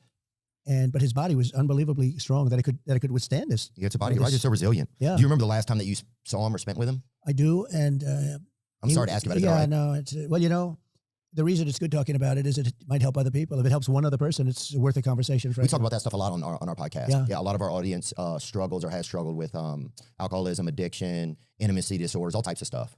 So it's it's pretty kind of normal conversation. But the interesting thing is, and I tell people, so I never had a cigarette and I've never had a glass of alcohol. And my brother was incredible. He would tell me, because he knew he had a problem, and he'd say, don't ever drink, don't ever smoke. He'd always had smoking because he did smoke a lot, which is not very healthy. But he'd say, don't ever drink, don't ever drink. He'd tell me every time, I said, don't ever drink, because he knew he had this addiction. And I never had a glass of alcohol. Never, ever did I have a glass of alcohol because of him. And I would say that if I did drink, I could, conceivably be the type of personality that would have, like you, that would have a problem. But I never had. And the only thing I say to people is, if too late for the people that you're talking about, but if you don't drink, you don't miss it. I mean, I don't even think about alcohol or it's not a part of your world. I don't think about cigarettes. I don't think about any of that. If you don't take drugs or if you don't have alcohol, it's real easy not to drink it. I had a friend who went to the Wharton School of Finance with me. He was a very smart guy. Where is it, Wharton School? That's in Philadelphia. That's at Penn. Oh, yeah, Rocky. Right, and it's a great school, great business school. And it's part of the University of Pennsylvania, the business school. It's nice down there. Yeah. My friend's brother went there or something. Well, he was smart because it's a great school. But this person that I met, he hated the taste of Scotch. Hated it. Couldn't stand it. but he insisted on having it because he felt it was important to be able to drink. I said, no, just don't drink. He said, to be successful in business, you have to sort of interact and you have to drink. And I said, don't do it. Anyway, he became an unbelievable alcoholic, uncontrollable alcoholic. Oh, I think and he one of the died. best. Yeah, and he died. He was but he hated the taste of scotch. And then he couldn't live without it, literally. Well, I think I noticed a lot of like in the recovery rooms and stuff, it's a lot of people that they're missing something inside of them. And so they take on like, so they want to try and fill it up with something else. Yeah. Do you remember the last time you spent with your brother? I do. And he'd have periods where he'd get sick, very sick. And we thought we'd lose him or we lost him. Then he'd get better. And that happened 5 or 6 times. I mean, where you thought you lost him and then he got better. And it was amazing. I mean, he was, certainly very strong in that sense. And I just tell people it's so tragic. Don't drink. Just don't drink. Yeah. And you're not going to have a problem. Like even you, if you didn't drink, you would never, but you probably maybe wouldn't be successful like you are. It's part of your story, right? It's helped me a lot. Yeah, because I don't know what would happen probably. I think it's just too risky. It is risky. What's something that you miss about him? Or like what's something that you miss about him, Fred? Well, he was wise in a sense. I mean, think of it. He's got this problem, and it was very important for him to convey to me not to have this problem. And I couldn't have been successful if I had that problem. Yeah. If I had that problem, and I think maybe I'm a personality type where I could have had the problem if I drank. But if you don't drink, you're never going to have it. I mean, I don't miss when I see somebody light up a cigarette and just they're in heaven. I don't miss that at all. It's weird. It's very Native Isn't American. Isn't it crazy? Bizarre. And I think sometimes our older brothers, they kind of like they take the speed bumps for us, like as younger brothers, so that we don't have to. You know what I'm saying? Does that you know what I'm talking about? Yeah, like my brother went through a lot of stuff so that I didn't have to go through it, and then I get to see him and learn. Is he okay now? Yeah, he's doing great now. But it's like that's one of the blessings I think of having an older brother. Well, you can learn through history too, even if it's not a brother, it's by watching other people. I mean, you can see if you have a friend who's an alcoholic, or even just by reading about people, you can learn. Oh yeah. It doesn't necessarily have to be a brother, but in this case, it was very personal. It was a brother, and I learned not to drink, and I learned not to smoke cigarettes. Now, I don't know that I would have smoked cigarettes. I probably would have drank. I think, there's no reason not to drink, but I had a reason because he told me, just that was it. Don't do it. Yeah. Yeah. It was kind of a blessing then, huh? Yeah. And where did you guys ever do anything fun together? Like one nice memory that you had with him? He had a great talent for flying. He was a pilot. Oh, sweet. And he loved it. And did you ever fly with him? I did. I flew with him. He was a great pilot and very talented. Other pilots would come to his house to study with him. Watch him fly. And he was really talented at that. But ultimately, he had to give that because of the alcohol. He had to give that up, which was a hard thing for him to do, but he had to give that up. Yeah, thank you for your time. I can't believe that I got to be able to sit down with you. I'm grateful to Dana White as well for setting this up. And yeah, alcohol is it's a pain in the butt, man.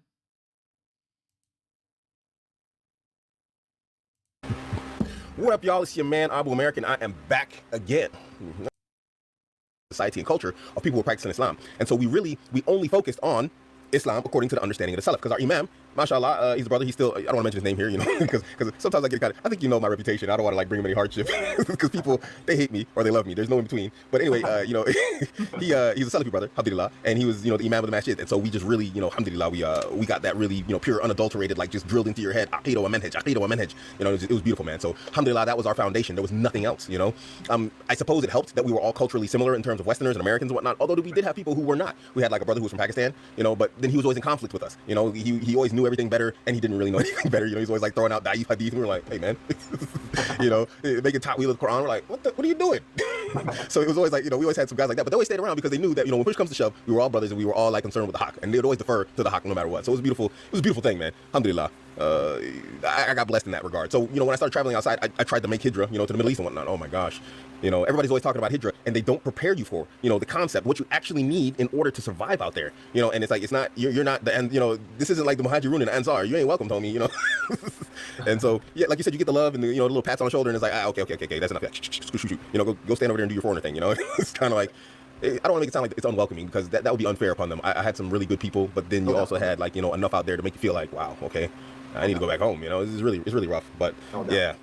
I mean, it's not the default where people welcome you, but you have those exceptions that really kind of connect you to those hadith that you read, about the Sahaba, their brotherhood, right? You're like, yeah, this is how it's supposed to be, you know what I mean? And that kind of gives you strength and power to move on. But in general, sadly, and most people are not going to help you. They're not going to. And I was talking to some of my brothers that, we all converted at the same time, around the same time. And, we were asking ourselves, like, how come we didn't leave Islam? Like, what, we kind of analyzed, like, why did we stick around? What was it, right? And it was just, subhanAllah, nothing other than the mercy of Allah. Like, if you look at it, it was just nothing. Like, we can't find a reason other than Allah subhanahu wa ta'ala just had showered his mercy on us and just kept us in the deen, man, I mean, it was tough. It was very, very tough. I remember getting married. I remember trying to get married. I remember just going to the mosque, man, just going to the masjid was tough, right? And I remember some of the immigrants coming into Canada, and how the masjid was approaching it, and how the church was approaching it on the other side. It is tough, man. It is tough. It's not easy. It's not easy. better. It's much better to do to go to the masjid and pray. It's better to do it in group. It's much better. You will learn the good things in when you follow Islam. Truly, it's not easy. It's not an easy task. It's hard. Yeah. The church was always there for them with non-judgmental. Just come in, don't worry. Whatever you need, come on, you're welcome, right? And the mosque was like, wait a second, who are you? What you're doing? What's this? What's that? Why you here? Stuff like that, right? The uncles, right? Got the uncles always patrolling the masjid floor, right? And ta'muruna bil ma'ruf wa tanhawna 'anil munkar. Wow. Right? So alhamdulillah, and I mean, Allah subhanahu wa ta'ala is the most merciful, and we have very, very great examples amongst our communities. But I think our Muslim communities in the West, they need to really go through some convert management training, okay, if you want to call it that or something. I mean, we train people how to do dawah, and that was one of my arguments always. We do train people how to do dawah, but we never train just the awam, just the regular people, on how to handle those who come in, the intake of converts who come in. How do you deal with them? How do you talk to them? Not everyone has to talk to them. Not everyone has to give their opinion, Right away, they see something, everyone gives their own fiqh, Guy comes with Hanafi method, the other one comes with the Shafi method, and the convert's like, what? I didn't even know that there's madhabs, you know what I mean? It's like first day of Islam, he's just converted to Islam, right? And you got 2-3 different people telling him 2-3 different things, right? And then they're just like, did I do the right thing, the right choice, right? Shaitan is the second, another one there, right? Just kind of whispering and be like, look, man, I think you made the wrong mistake, it's the wrong choice. You might reconsider this, right? So subhanAllah, it's not an easy time, man. It's not an easy time. The Muslim community has to wake up and needs to be realized, take some responsibility upon themselves to train themselves to, subhanAllah, right now we're more focused on receiving LGBTQ training in our mosque, how to be nice to how to not upset them, as opposed to how to really take care of our Muslim brothers and sisters who are escaping kufr and making hijrah from their sins, from their past, to the deen. It's not easy, man. It's not, unless you've been there. I don't think anyone can understand it unless they've been there, you know what I mean? And that causes converts to start making their own little groups, and their own little organizations, and it splits the community, you know what I mean? Absolutely. And literally right now, we're kind of like in between, like, okay, what do we do? Do we create our own mosques and our own organizations, or split the ummah even more? Or do we try to, just integrate in the existing communities? It's a tough thing, and I don't have the answer, man, to be honest. Yeah, that is a tough one. I got a close brother of mine. I think I gave him a shahada. Yeah, actually, I think I did. Anyway, he's my close brother in basketball, and it's probably, and yeah, you break it up. We there? We live? Am I back? I'm sorry, guys. I don't know who else, but we are in. I don't think that's ever going to exist if we don't actually take that step. It's probably a reality. And it's not the idea of like I said, it's not the idea of fracturing the ummah even more. That's not the intention. But through Abu American, oddly, I do my best to avoid, very specific Islamic ilm. I didn't study Islamic studies. I was an imam. I have quite a bit of study. I still study regularly. I listen to my daughters, my durus every day. And I think people think I'm kind of ignorant of Islam just because I'm kind of eccentric online, but I'm not. but I just understand the danger of actually entering into Qala Allah, Qala Rasul. It's just not something you want to be in there making a mistake with if you're not from the ulama, if you're not from the scholars. So I tend to avoid it. But for some strange reason, like 7 dudes have accepted Islam, through Abu American, and I only talk about marriage and polygyny and these types of things and relationships, and I do it from a general sense, but I do tell people you should have a halal marriage, even though I know non-Muslims are listening. But and I always tell these guys, I always send them to communities. I say, go take your shahada here. I said, we can do it online, but take your shahada here, because I know for a fact there are individuals there that are going to look out for them, in the long term. And I'm like, and if you're ever alone, hit me up. It may be the internet, but you can hit me up. And one brother, alhamdulillah, he came and actually visited me. I'm going to pick him up on the airport on Saturday. Alhamdulillah. He's Omar, Tom Hunter on Twitter. Come very close brother of mine. Alhamdulillah, ever since he took his shahada. So, man, I think we actually need to build these communities, because otherwise it's gonna. We're kind of like, we're bringing these people in and we're just kind of leaving them, the lone sheep, It's not good. Yeah, okay. I think it even calls for someone to, inshallah, as you said, to write a fiqh of new Muslims, from A to Z. Like from the day you take the shahada, there's a new Muslim guide that's been released by a Saudi scholar, mashallah. It's a very nice translation, it's in English language. But I think it needs to be a bit more specific as to, and more practical. That's more general, and just kind of, just knowledge, basics of what you need to know once you become new Muslim. But I think we need a fiqh of how to get over the first year. Like literally, I think that's the most difficult time. The first year of Islam, how to get over it. What can you do? Let's say you're left alone. Let's say no one is willing to really go out of their way and to practice ithar, Ithar, I think we forget about that, because that's what the Muhajirin and the Ansar practice, right? وَيُثِرُونَ عَلَى أَنفُسِهِم. They prefer their brothers over themselves, right? Which is almost like a non-existent concept anymore.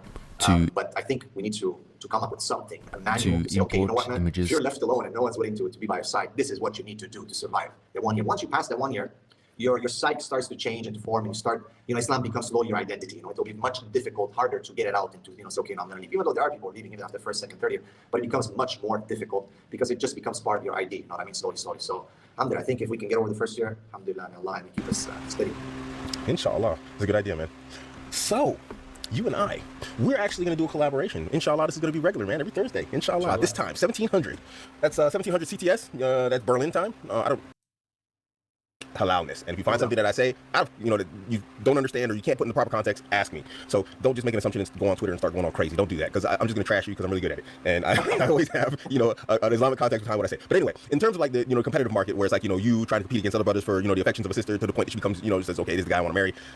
It's like shooting fish in a barrel in the 21st century. If you got like, just 70% masculinity intact, it's really unfair. And I just picked up my third wife this weekend, and it's just, it's not fair. I don't feel bad. I'm going to get 4 if I can.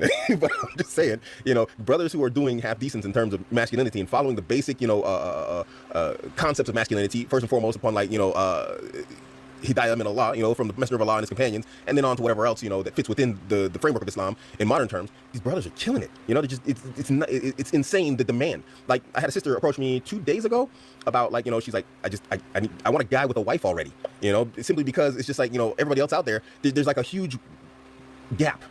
And, it's like the guys who are married are actually, to a large degree, they're filling that particular gap that's like missing. And so in order to actually get what she wants, she now has to look at guys who are married as opposed to ones who aren't. Because guys who aren't married, out there, and like you said, there's this epidemic of soy softness, for lack of a better term. I was at a conference some months ago before the lockdown, Twins of Faith here in Malaysia, and there was about 1,000 sisters in front of me, out of the audience, and they're all complaining about marriage issues and not finding, the right man and whatnot. And there was a panel discussion. There was one of the directors of the Islamic International University in Asia as well, and a couple of other respectable brothers in the panel. And I just said, look, sisters, just to the audience, I just addressed the audience. I said, that's because you're looking in the wrong place. I said, what happens when you go for a job interview? What's the first thing that people look at your CV? At what? Experience, job experience.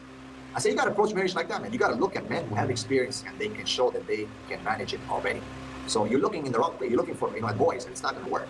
You know what I mean? Now, I'm not saying that, those men are not going to get married. They shouldn't, but you guys are complaining, and your complaints, you're not going to solve them where you're looking right now. You need to look at men who are married already. You need to look at men who have experience, men who are real men and can take care of things, can lead, because that's what you need. You need a leader. Based on what you're telling me, your complaints, you basically need a man who's going to come and tell you, my dear wife, do this and do that. You need to do this, you need to do that. Come follow me. And then you're going to be happy. And subhanAllah, bro, like after the talk, I had sisters coming up to me and say, okay, where are those men? Where are those brothers? And I was like, man, I don't have them. Where are they? we got to make them. Everyone, I was like, yeah, me either. I was like, it just doesn't work. I'm like filled up fast. Yeah. Actually, it was a long time ago. That was the deep said. He says, I can't marry them all, brothers. He was talking about this a long time ago in a different context, but it was basically the same topic. He's like, brothers, I can't marry them all. This is the belief that all good men are taken. I can't say that that's absolutely true, but yeah, that's the mentality out there right now.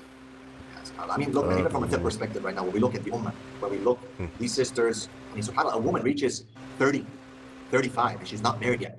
In the Khalij, bro, you have women in their 40s and 50s who are still virgin. You know what I mean? They're not married for different cultural reasons and waiting for, shiny armor to come on a white horse or something like that, right? I mean, but you see, a lot of people don't translate that into problems. Those are problems, bro. Women with no men mean equal problems, I mean, they're convinced that they can be independent, they can take care of themselves and whatnot, but in reality, when it comes to the parameters of Islam, that translates into problems. And the brothers, I tell them, bro, it becomes hard on you if you have the means and the ability to get married and you don't do it for no reason. You have no reason other than that you fear your wife or something like that. Then, man, that's a big issue. You're going to have to respond in front of Allah subhanahu wa ta'ala, the day of judgment. Because Ar-Rijalu, he didn't say Zawj, he didn't say the husband. He said Ar-Rijalu qawwamun ala nisa. Men are protectors and caretakers of women. Right? And part of that in societal context is that men marry women and take care of them, protect them from the fitna. What do you think a woman 35, 40 years old, I mean, it's not polite. In we shouldn't be thinking that. But in reality, based on our experience, based on the counseling that we're doing, women are watching pornography, women are committing zina, women are masturbating, women are, sexually deviant, lesbianism, you name it. And you ask them why. When we do the counseling, one of the first things we want to get to is to the problem. We say why, and they'll tell you, well, what can I do? Give me another option. What I mean? And then man, they throw it just back at you, And then you look at the brothers and like, bro, where are you? This is good content, right? I mean, this is very different than the red pill. I like this more. This is more genuine. This is more from a religion perspective, not toss a dude around or toss a woman around, but really from a personal contact to God. Alhamdulillah. take care of the woman, how to take care of the man, how to take care of the children. I think that's good. Very good.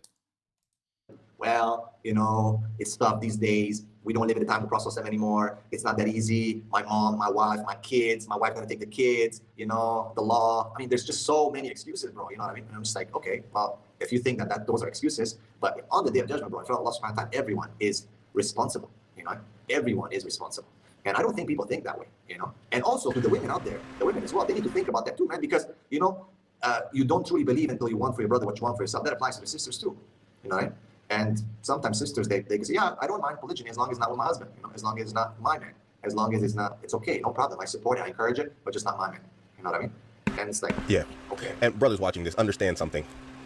Polygyny is just like talaq. It's just like divorce in Islam. It ain't in her hands. It's not her choice. It's not her decision. She can yell, divorce me, divorce me, divorce me, but you don't have to give it to her. It's not in her hands. It's not her say, okay? And same thing with polygyny. Don't go writing contracts and stuff, and in your marriage contracts, I won't take another one, all that stuff. Dude, if you do that, do not watch my channel. No, I'm joking. But you know what? You're absolutely right, man. And I'm actually like one of the experience. I'm actually a personal experience of what you're talking about. I mean, in terms of like my wife, my second wife, she's in the channel right now watching the show. I don't know if this is, I don't want to air her out, but basically she had, spent the first 37 years of her life, without a man, and alhamdulillah kept everything halal. And so I was the first halal individual in her life, I mean, and it was that's pretty extreme, that shouldn't happen. And families have a lot to answer for. And I'm not just talking about my wife in specific or anything like this. I'm just saying in general. A lot of times you approach families and they have no reason to reject suitors. Maybe they want to say, oh, you're not from our culture, but then you see people from their culture approaching, and they're getting rejected also. And so then basically you just have all these sisters out there left with nothing but their desires to have children, their physical needs, their emotional needs, which is very severe. Because they want, a lot of guys. And I don't know why the problem. Maybe it's this whole masculinity topic, but they always make this apotheosis of Muslim women. They make them into these angelic beings. It's like, no, she's a physical being also. She has the desire to be wanted and lusted after, just like these Instagram girls. She just doesn't have that social media outlet to do it in a permissible way. So you are her permissible way to do it. And if she doesn't get married, how does she get this?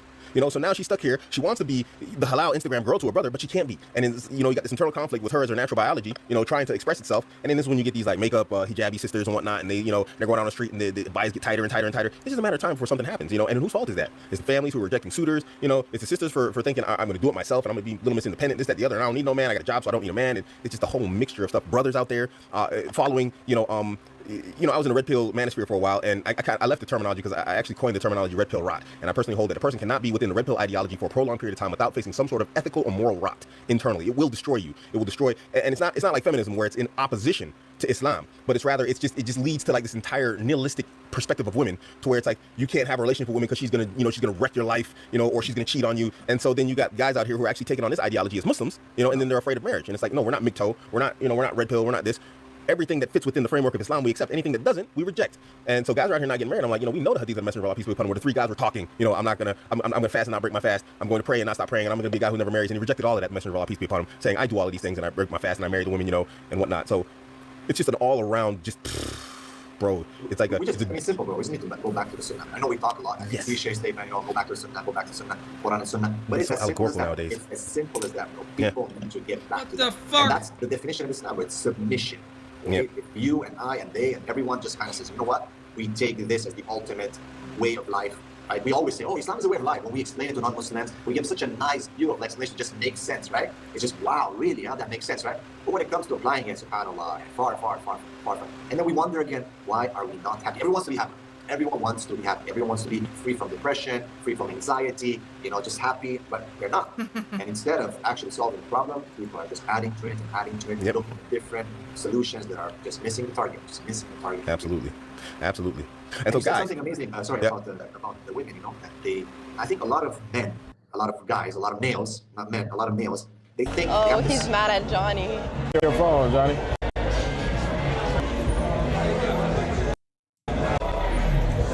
What'd you get to drink? I got the misunderstanding. They think that women have no desire and they have no, they don't have that, not only physical desire, but the desire to be, as you said, lusted for, when a man desires them, when a man gives them attention, when a man praises them.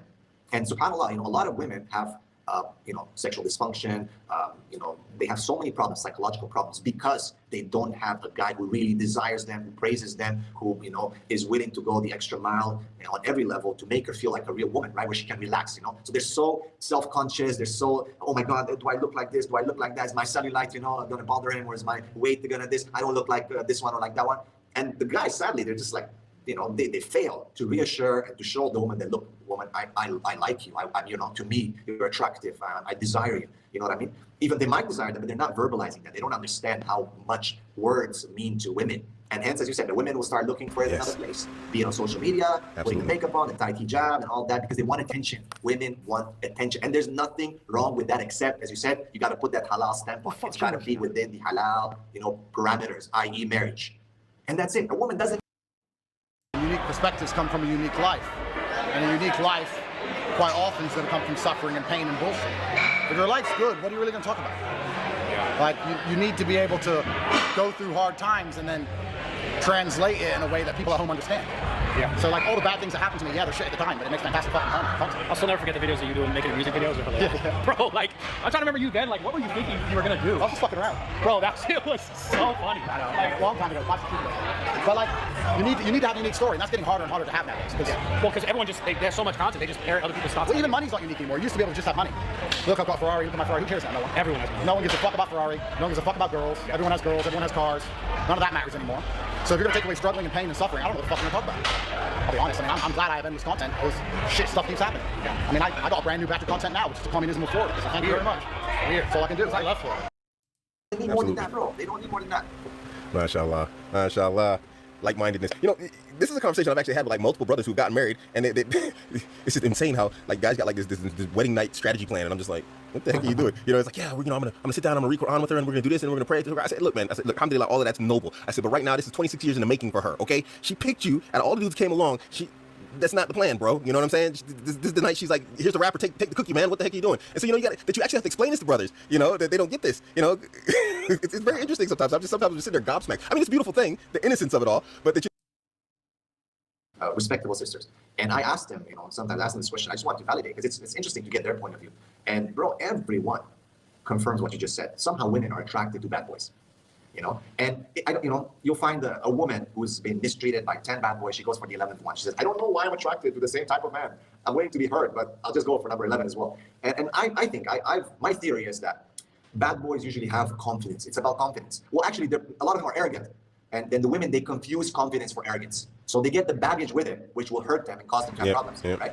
And that's what we say. With the Muslim man, you don't have to worry about it, because number one, the Muslim man has to have taqwa. He has to have tawadi, he has to be humble. But he's confident, And I always say, make no mistake, Umar Khattab radiallahu anhu. I mean, who would mess with this guy, bro? Like, you cannot mess with him, you know what I mean? Shaitan will take a different path, you know what I mean? I mean, that's the epitome of masculinity, you know what I mean? He's huge, he's strong, he's determined, and he'll whack you if if you've got something to say that, doesn't fit the Quran and Sunnah, you know what I mean?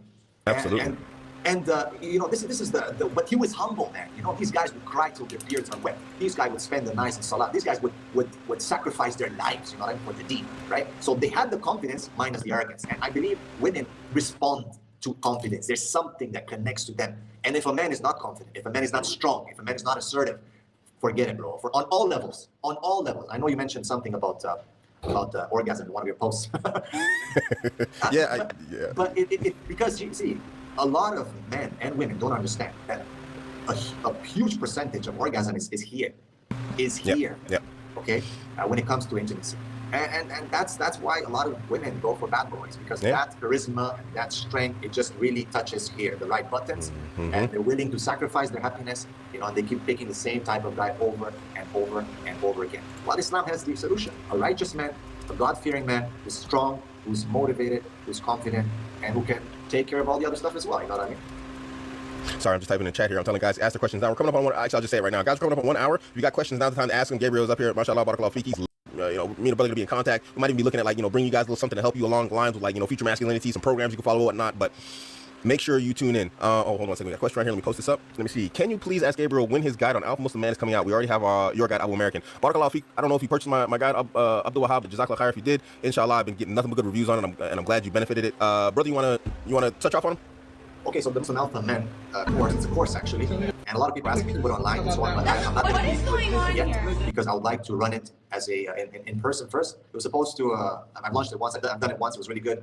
It was supposed to be done again, but then the lockdown happened. It was supposed to be done in university, and So yeah, first I'm going to experiment a little bit more with it, and then we'll see which way to go. Maybe you can help me out as well as, in some directions, inshallah, how to. But I'm not rushing with it because I want to do it right. So far, right now, the only thing that people would get is short reminders of videos on these topics, and different interviews such as this one for now. But we have huge plans. So I'll say within 1 year, it might turn into a book, into a series, into a full website with modules and so on, and maybe even a life coaching, like personal life coaching, inshallah. MashaAllah. That was the first question. That's the only question so far. MashaAllah, yeah. Inshallah, we collaborate on something. That's a really good idea. I was thinking actually like part 2. Oh, wait, here we go. So, Amir says, any advice for a 26-year-old Muslim who lives in Europa? You want to start that one off, bro? Because, I can always pull the trigger on stuff. Okay. My advice for a 26-year-old, if you're 26 already, man, I hope you have 2 or 3 wives by now. No pressure. No pressure, obviously. No, but you should get married, no doubt. I mean, that's one of the first things. You should establish your family, right? I mean, subhanAllah, 26. I'm not saying this brother or whoever he is, but a lot of people they don't even know what they want to do by 26. They don't even know. I mean, subhanAllah, I knew what I wanted to do by the time I was 13, 14. You know what I mean? And to be honest, it didn't pan out that way, actually. Okay, it didn't work out, but that's the beautiful thing. You have goals and objectives, and you kind of move on through life, and then you readjust, right? So try to pan out the next 4 years, because once you hit 30, brother, you're 26 right now. Once you hit 30, things are going to change drastically. Okay, you're going to start seeing huge changes in the way you think and the way you react in your body and in everything, bro. So pan out your next 4 years properly, and then the next 10 years after that, up to 40, because at 40, that's when you reach proper adulthood. That's when you become, this is the peak period, right? So start planning where do you want to be as a man? Where do you want to be as a Muslim in terms of knowledge, in terms of family, in terms of finances? Okay, it's a very important thing for a Muslim to be financially independent. Is one of the objectives of the Muslim Alpha Man course, is to encourage brothers to remove themselves from the rat race and start being financially independent, right? So try to think of these different points, inshallah. Plan yourself out, man. I'm actually, man, alhamdulillah, brother, cover everything I was gonna say myself. I was gonna start off with at 26. Basically, you should be working towards learning a skill with mastery, and then using that mastery in order to gain financial independence. It's just really rough being in Europe, being a Muslim, and then working for non-Muslims. Obviously, there's some very good and very nice, non-Muslims, but they're not gonna have understanding for your lifestyle when you need to stop and pray, And they're like on the job, they're like, well, what are you doing, man? It's like, even though they won't ask a smoker that question, what he's doing, stopping the smoke, they're gonna ask you what you're doing to stop the pray. When you tell them, hey, you know what, I need Friday off, or I need, a part of Friday off, they're not gonna understand. They're just gonna think, oh, this guy wants to go out and party. They're not gonna think that you need to go to Jummah Salah, and that, because they don't go to church. So for them, your entire lifestyle, I want to work different hours in Ramadan, or I want to take the month of Ramadan off, even though you get 30 days leave, in Europe in general, taking those days in specific off are basically predicated off of other people's leave, other people who don't have the consideration of Islam, and that, you're practicing Islam. So financial independence is a massive, massive issue for Muslims living in non-Muslim lands. You want to make sure you're financially independent. There's a kebab shop down here. The brother, he closes during the month of Ramadan, and then in the last couple, I think what was it? He reopens for a certain particular time to help people, when they want to get ready for Eid or whatever else. But otherwise, he's closed for most of the month, Or if he does open, he opens just after, Maghrib. So these are things you need to take into consideration, that your lifestyle as a Muslim, it's not really supported nor widely accepted in Europe. And so you need to have a means to bring in income and live the lifestyle that you want to live while you're living in these lands, inshallah. And then just go get married, bro. We know this is Europe, and I mean, like right now here in Germany, bro, it's hot. It's hot. It's hot as Saudi Arabia out here, man. We getting 38, 39. These girls out here, man, they don't know, they ain't got common sense. And they're out here, man, dressed, in a state of undress, actually. And that's a lot to deal with. I mean, I'm a married man. I got 3 wives, man. I'm out here like, sorry, what that? It's a stress for me. How you doing it out here single? I just don't get you guys, man. I'm 48. I'm supposed to be on the downstroke here. What's up, you 26? You still on the rise in testosterone, my man. If you ain't married, bro, hey. Hey, man, so maybe start looking at you funny here, bro. So, what I'm saying? These are the type of things you want to do. Financial independence and get married, inshallah. That's from Abu America. We got a few more questions here. Brothers are firing questions now. Okay, so future Abu Trunks, welcome back. Or Abu Future Trunks. Apart from it being sunnah, I view it to be wajib. How important is growing the beard and the effect it has on women being attracted to it? Bro, my personal experience, I'll shoot this one off the lead. My personal experience is the vast majority of women who are, healthy, they find it attractive, the beard. The problem is now you have a discussion on we call it shaping the beard, and there's different opinions on this, but the vast majority is you just don't mess with your beard in general. I generally don't mess with my beard. I trim up and I line up my mustache, and then the beard gets left alone. If you want to try and make it look like, make it look hot, for lack of a better term, then line up your mustache or whatever else. But my understanding is that the beard goes untouched unless it's like below the fist. I don't have it. My mother is Indian, and so I don't grow a lot of hair. I get mange in the face. I don't have a beard. I'm just playing. My beard is not full wife. So, bro, you want to shoot off on that? Okay, so mashallah, I agree with you, mashallah. But the brother's asking how important is growing the beard and the effect it has on women? Are they attracted to it? Well, see, the beard is from the sunnah. Actually, no, it's a wajib. Sorry, let me take that back. It is a wajib. I believe it's a wajib. And yeah, I'm having the same issues. It takes me like a long time. It took me a long time to grow my beard. It's like when they shape even to make it look good, decent. I mean, it'll grow like one side more than the other. I gotta be like, when they shape the bushes, on the streets, right? You gotta cut a little bit from this side, a little bit from that side. I can relate. Yeah. So, but putting that, I mean, it's a wajib, man. All the prophets had it, and I believe it's a sign of masculinity, if you can grow it, of course. And I know that today there's a lot of discussions about beard, no beard, this and that, whatnot. Literally, bro, if you read throughout some of the cases, some of the parties would not accept the testimony of a person who would come with no beard in court. Okay, like literally, they wouldn't accept it. I mean, it used to be to that point, right? Because they would find that someone who shaves their beard is basically openly disobeying Allah subhanahu wa ta'ala. You know what I mean? Right? So I think from a Sharia perspective, I think there's just no discussion and no debate over the beard. I know people will bring in Imam so-and-so said this and the opinion of that. That's fine, bro. I mean, that's fine. Okay, it's okay. I'm not disrespecting. Everyone is, have their opinion. But as Abdullah ibn Umar said to his own father and to the people, he said, I tell you, Qala Rasulullah sallallahu alaihi wasallam, and you tell me, Qala Abu Bakr wa Umar. Right? I mean, but again, I'm not saying that. I'm not putting astaghfirullah Abu Bakr wa Umar down. Radiallahu anhum. These are our subhanAllah, our role models. But I'm just saying what the thinking, right? On the second part of the question, I believe that because it's part of the fitra, I think it's extremely attractive to women. It's extremely attractive to women. I've checked this with many. I've had discussions, academic discussions, polite discussions, and most women are attracted to it. And those who are not, they don't know they are, but they are anyway. And they're just being convinced, to have these smooth, feminine type of men. So definitely women are attracted to the beard because it's part of manliness. It's part of the fitra. And imagine a lion without his right? It's unacceptable, right? So definitely women are attracted and respond to them, no doubt. Quarantine for 14 days, not self-quarantine in your house. Sister named Shukri, she says, what do you guys think of the top 3 qualities Muslim women should look for in their husband? Okay, excellent. Top 3 qualities that Muslim women should look in husband. Number 1, knowledge. Okay, I believe a man who doesn't seek knowledge is not a man. Okay, why? First of all, Islam started with Iqra. Okay, it's like read, recite, right? It's an order, by the way. It's falama. Okay, it's an order. So knowledge is the basis. How do you know how to be a man if you don't seek knowledge? Of course, some people might argue, but you're born like that. It's natural. Yeah, but you have to fine-tune that masculinity and that manhood. And it's done through divine revelation, through the Quran and Sunnah, right? So definitely knowledge is number 1. A man who's not knowledgeable is not a real man. He's going to mislead you. He has to be your shepherd. He has to be your leader. Allah subhanahu wa ta'ala has put him as a khalifa on this earth, and he needs to have knowledge. Okay, number 1, knowledge. Number 2, I believe he has to be brave. Okay, I believe that one of the most important characteristics in a man is bravery. Okay, and with that comes the ability to break some bones if you have to.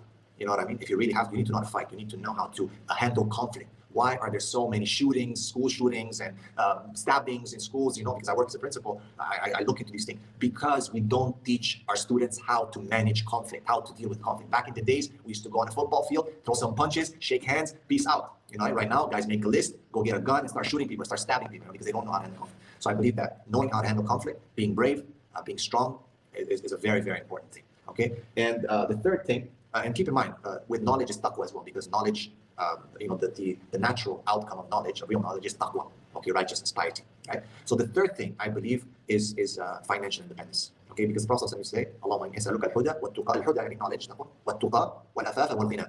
Right, ghina to be self-sufficient, independent. You don't rely on anyone other than Allah subhanahu wa ta'ala. Because as a man, he can take care of you, he can provide for you.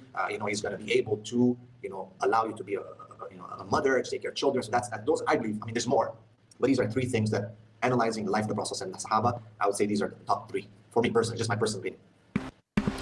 You know what? I'm going to agree with the brother. First and foremost, obviously, as Muslims, we're going to want Islam, and everything is an offshoot from Islam. This is why in my name it's not just like something American, it's Abu American. I just threw that in there to people make sure they understand and know that I'm Islam, and the foundation of my thoughts, my processes, everything that I my thought process follow from one direction only, from Islam and then down. And so Islam is the first and foremost thing. And his competence, his confidence, all that things that you find attractive in him, they stem from that first and foremost, including his ethics. He's going to have the proper guidelines and frameworks for everything. And it's going to make him a different type of man. Because as we know, the hadith says, Tuba lil ghuraba, paradise is for the stranger. And the more closer the person is to the sunnah, and the more confidence he has, his understanding through knowledge and practice, because we know that first comes the knowledge, then comes speech and action, knowledge precedes speech and action in Islam. And so basically his knowledge guides everything else from there. And when a person can, with confidence, act upon something and state something, no, Allah and his messenger says this, and he can battle the world with it, and he can stand up to himself, or he can stand up to everybody with it, then that takes a special level of confidence, that comes from his competence. And that competence has to be what? Islamic, because we're Muslims. So Islam, absolutely, it's the starting point for everything. Secondly, I agree with the brother again. He has to have a considerable degree of physicality about himself, both in terms of fitness and combat capacity. Now, anybody who's read my book, The Mad Monkey, you know that I talk about in that book that if you have ideas, it's the anger in a man, because every man has this little mad monkey inside of him, this little psychopath. Every man has it inside of him, and it wants to get out. Some are better at controlling it, some can't control it at all. And the brother talked about it. There's stabbings out there. These are guys who can't control that. You know, and then there's other guys out there, you can push them to their boundaries, they completely kill their mad monkey. You know, but it's in there. It's just dead inside of its cage. So, you know, It says you have a dog and a pig that you're holding on a leash. Yeah, exactly. So next is his capacity to actually stand up for what he believes in. And as we know, as the Sahaba, they were not shy about jihad. You know, they did it, of course, properly under the leadership of a Muslim ruler, which is, you know, the context that we should. But in terms of our sisters are, unfortunately, they're the front line to Islam in the West. Because I go out my t-shirt and my beard, and people are like, everybody's got beards nowadays. They might think I'm a black hipster. But our sisters, there's no confusing them. They wear hijab, they wear niqab, they wear abaya. They're the front line. And people, they're out there, they're attacking them. And you need a man that's out there that's capable of actually protecting you, physically protecting you, you know? And so he knows when to strike, how to strike, you know, both in terms of like, you know, the technical details. I just listened to like a speech about like combat and whatnot, you know, from our brother, I think it was Raha Batts. I can't remember who it was, but he's talking about like, you know, you can fight the opponent, but you can't pursue him, and all these type of things he's going to know in order to actually be able to protect you and his ideology as a Muslim, you know, because there comes a point where every man is going to meet a person that just doesn't like you, and he's going to try and find an excuse to engage you. And so no matter how articulate, no matter how clear, no matter how calm you remain, he's just going to look to escalate. And do you want a man that, you know, when it comes down to like, you know, someone's just crapping on Islam, he just wants to fight, he's just going to crumble like, okay, no, you're going to want that guy, he's going to be like, you know what, look, this is how it is, let's just, lakum deenukum waliya deen, to you be your way, to be mine. And you know, and at that point, that's his red line in the sand, you know, and if that guy actually wants to take it physical, then you defend yourself and you flip that on his head. You cannot in the West, in the land of the non-Muslims, you cannot be weak. And may Allah, you know, and may Allah forgive me if I'm incorrect for saying this, and I don't like, you know, I can't, it's kind of hard, I'm looking down because it's kind of hard to bring this up, but, you know, and I feel bad saying it, but it's true. We saw our brothers in I think it was New Zealand or Australia, you know, Australia, and they were basically butchered, you know, in the masjid. And here I am, I'm a man, I keep crossbows, I keep guns, I keep knives. You're not coming butchering my people. That's not going to happen. You know, I'm not afraid of the idea or concept that I could be, just because I'm Muslim, that I could be a violent man. It's absolutely acceptable. You know, so you need a guy who's not going to shy away from this, understanding that there are rules to engaging your enemies, and that, you know, you can't be shy about it no matter how the rest of the world sees it. So that physicality comes with the first two things also. And number three, like the brother was saying, money. You need someone who's not going to be, again, this is all a matter of, you know, personal protection. I talked about this with the last question. It's just, you need a guy who's going to be able to like let you stay at home and have a bunch of kids, you know. And I mean, I know that's a tough thing to say in the 21st century. You know, sisters feel ashamed that they actually want to do that, but a lot of sisters want it, you know, and so you need a guy who can actually give you that, you know, and that when it comes time to make Hajj, when it comes time for Ramadan and you want to be off with him and you want to spend time with him, he can actually do those type of things and he can afford it for you, you know. So I agree with the brothers all 3 points, and I just wanted to throw on top of that. We have a shout out from Al-Ishhaki. Shout out to Bro Jabril. He used to be my tutor in high school, and he goes on to say, Brother Yasin Asamali from Windsor gives salams to Jabril at Abu American. Tell him I said what up. Okay, mashallah. I have a question for you both. When are you both planning to come to the U.S.? I'm excited to meet you in person. Mashallah. Bro, I'm on the no-fly list. I don't know why. Don't ask me why. I made an entire video about it. I'm still on it to this day, as far as I know. I don't know why I'm on the list. I just stopped caring. I'm doing fine in Europe, so khalas. I just gave up trying to get off of it. Because they just send me in circles. I make phone calls and whatever else, and then I end up back where I started, and khalas, man. I don't think I'm coming back anytime soon. Allahu Alam, I think I'm going to check out here in Germany, bro. I'm punching my card in Germany. Allahu Alam. Bro, you going to the U.S. anytime soon? Sure, why not? Let's see. I'm ready. Two Big asks, how to stop watching porn, and you cannot marry because you are studying for post-graduation and cannot afford a wife. Bro, you've actually been doing counseling in this. You want to go ahead and, you know, take off on that? Yeah, so it's a very, very sad situation, but the reality is that about 85% of men, maybe even 90%, watch pornography, and about 50% of women. But the problem is with women, even the statistics they mentioned, disclaimer, that a lot of them don't admit it, okay? But even women watch porn. So pornography is one of the greatest disasters that has happened to masculinity as well, and to marriage, and to some of the relationships, that, you know, halal relationships, marriage, i.e. polygyny and so on. It's something real. It's an addiction. It's something that rewires your brain. It's something that changes everything from your spirituality, your heart, your body, the way you think, your focus, everything. Okay, so it's a huge problem that the ummah is facing. How can you stop watching it? Well, like, you really, really have to get some help, because once it becomes an addiction, I know. I mean, we should fear Allah subhanahu wa ta'ala, no doubt. We should, remember death. We should do all these things, fasting, no doubt. But a lot of people can't get rid of it still. So there are some programs out there like purifyyourgaze.com, right? So it's a decent program. You can talk to someone and they can kind of follow up with you and help you with the program. But my advice is, no doubt, get married. Okay, get married right away. Problem is that there's a porn burnt out phenomenon. So even guys who get married who've been watching porn for a very long time, they can't perform anymore. A lot of the counseling sessions that I do, or some of the problems that come because of that. And it's a disgrace on the night of the marriage, subhanAllah. I had a brother who his wife went and told everyone that he couldn't do it. You know what I mean? The next day, it was just horrible. And subhanAllah, the funny thing is, the whole counseling session started from, my wife doesn't respect me. And then within a few minutes, I was able to go deep enough to understand why. And I said, of course, bro. It's not gonna respect if you cannot, give her what she needs, right? So it's a huge problem. How can you stop it? Yeah, you need some counseling. But my immediate advice, the fastest things you can do is, number one, don't allow yourself to be alone with your mobile phone, with your laptop. Okay, you need to have some kind of check on that. Okay, don't watch the internet or YouTube or all these things when you are alone. I'm not sure you can do it. Some people, some of the advice that I say when you're at home at night, if you're alone, leave your phone in the car or leave your phone at work. Try to get your work done at work or wherever you are. Don't have any kind of media. Just get one of those dummy phones that someone can call you on if there's anything they can reach you or whatnot. Yeah, there you go. That's the one. That's the one. That's the baby. So get that just in case someone needs to reach you, but don't allow yourself to be alone with your mobile phone, your laptop in any given case. So when you're at work or in public, you do your work, you get your stuff answered. You have enough 8 hours, 10 hours, per day. You can schedule yourself that way. But that's one of the things that works with a lot of people. Because you need to look at your environment, right, and move from the environment. That's the hadith, the process about the men who killed the 99 people, right? Always the advice is to leave that. But you gotta conceptualize that. You gotta, kind of interpret that and look at your situation. So it's kind of like you gotta move away from the environment that causes you to sin. Okay, that's the first thing that you need to do. So if it's your mobile phone or your laptop or whatever it is, your TV, I know it's tough, but you just gotta get rid of it, man. You just gotta do it like, hey, man, okay, I'm tired. Because trust me, bro, everything, your marriage, everything is affected. Quit porn, and it takes a bit of time, but quit it, you'll see your life changing 180 degrees. The barakah, your manhood, your testosterone, your performance, your focus, your intimacy when it comes to with your wife, your desire, everything is going to change. But it's probably, I can say, it's the best thing a man can do for himself today, you know what I mean? And in the journey to becoming a real man, just totally cut that crap out and just, get away from it. Yeah, absolutely. Wraith Draenor, welcome, Wraith. Wraith is actually not Muslim, but he's like he's an online homie, and he says, work on the addiction first. Not sure marriage will solve any issues you have with porn. I actually wrote this down right here, and I agree with him 100%.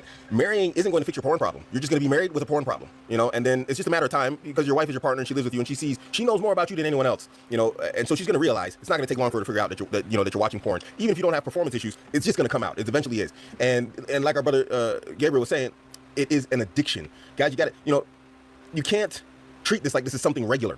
Like, I want to stop drinking soda, because I put on a few pounds. It's not the same. Yes, sugar is an addiction also, but it's not really the same.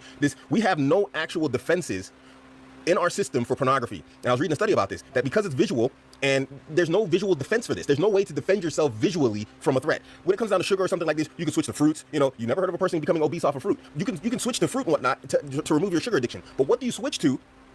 Visually, there's no protection to it. So it's a very, very, very difficult habit to break. So the first off is, if you're out there and you are borderline or you think you're getting a habit, stop. You need to find some other way to deal with this. Now, solutions, man. I've been talking to a lot of brothers with this stuff also, even sisters. Now, let me bring this point. I wrote this down also. Now, listen, our brother said it too. Gabriel said it also. I've had a lot of sisters tell me that they have a porn, not a porn addiction, but they watch porn. But the difference is, usually when a sister gets married, her porn addiction type or porn habit stops, like cold turkey. And this actually, if you watch my previous video, it actually kind of fits into why, in terms of how they view relationships and how they do everything. Because for a woman, excitement is here. For us as men, it's here. Our excitement is visual. Our excitement is actual. We see something like, oh, wow, she's pretty, Women, they get excited mentally. And this is why sometimes you see a mismatch when you're like, well, how did that guy get that girl? He's just maybe good with women and he knows how to excite her psychologically, So for a woman, I'm not saying it's okay. It's still permissible for a woman. But for a woman, a porn-like habit is not really as deadly as it is for a man. Yeah. And that's why most of the research papers, you guys can check yourbrainonporn.com, has a lot of scientific articles about, and most of them are on men, because as you said, with women it's just different. It's just totally different. Their attraction markers are very different. So when you're dealing with a porn addiction, man, there's you have to really. You know what, man? I'm not a psychologist. I'm not a counselor. But man, you know what? I wasn't always Muslim. And Gabriel also. And so we had a lot of bad habits that I had to actually just change by just totally revamping the way I deal with my life and my days. I had to fill it with other stuff to the point that it's just like, actually, as much as I want to, I just don't have time for that. This is sort of like a delay of gratification type thing, where it's like delayed gratification. Instant gratification, I consider it to be more of an effeminate female trait. But for men, we have to understand and we have to just enjoy, as we say in the military, you have to enjoy the suck. And you have to enjoy the hard work and the difficulties so that you can enjoy the reward even more. And with marriage and all this stuff, you're not gonna appreciate nor enjoy marriage as much as you properly should if you have a porn addiction. And that's very unfortunate on multiple levels. It's unfortunate for you that you get married and you can't properly enjoy your marriage because you have this habit. And then it's bad for your wife also, because now something's going to be off. Let there be no question about it. Women have an exceptionally powerful sense of intuition, and something's going to be off. As much as you're going to try and hide it, as much as you're going to try and mask it. So, these are types of things to think about when you're actually trying to reprogram your life and your days to leave no space for this. You should be working out, making money, finding ways to make money, working on this, working on that, you know, studying Islam, ibadah to Allah. And when you put all of this together and when you actually practice this, you'll find that in your day, you're gonna have very little time for porn. And hopefully, inshallah, if you can put in the hard work, and I'll leave this more to our brother since he's like, you know, he's more actually official in like counseling this, but I'm just gonna say, if when you actually do this and you put this into practice and you put in the hard work of like actually fighting yourself against it, it's gonna become easier and easier, and it's not gonna be easy from the start. Over Elon Musk's backlash are in for nasty surprise. Rob, if you want to go to that one, I don't know if you got a clip on this or not. If you don't, I'm just going to read the story. Hang on one second. Page 13. Here we go. So Tesla resale value has tanked, dropping from 70,000 in 2022 to 30,000 in February per Car Guru's data, a dealership website. With the average used Tesla now $10,000 cheaper than any other electric vehicle, as owners like Scott Oren, a Boston real estate developer, rushed to sell amid backlash against CEO Elon Musk. Oren told Business Insider, I think unfortunately through Elon Musk's actions, he's probably irrevocably damaged the Tesla brand. And after feeling embarrassed to drive his Model 3. I was created the second day. Day 2. That God said, it's water divided into water. Oh, no, not. That's Sheikh Udman. He's very good against Christian apologists. He's really, really good. Alhamdulillah. Interesting.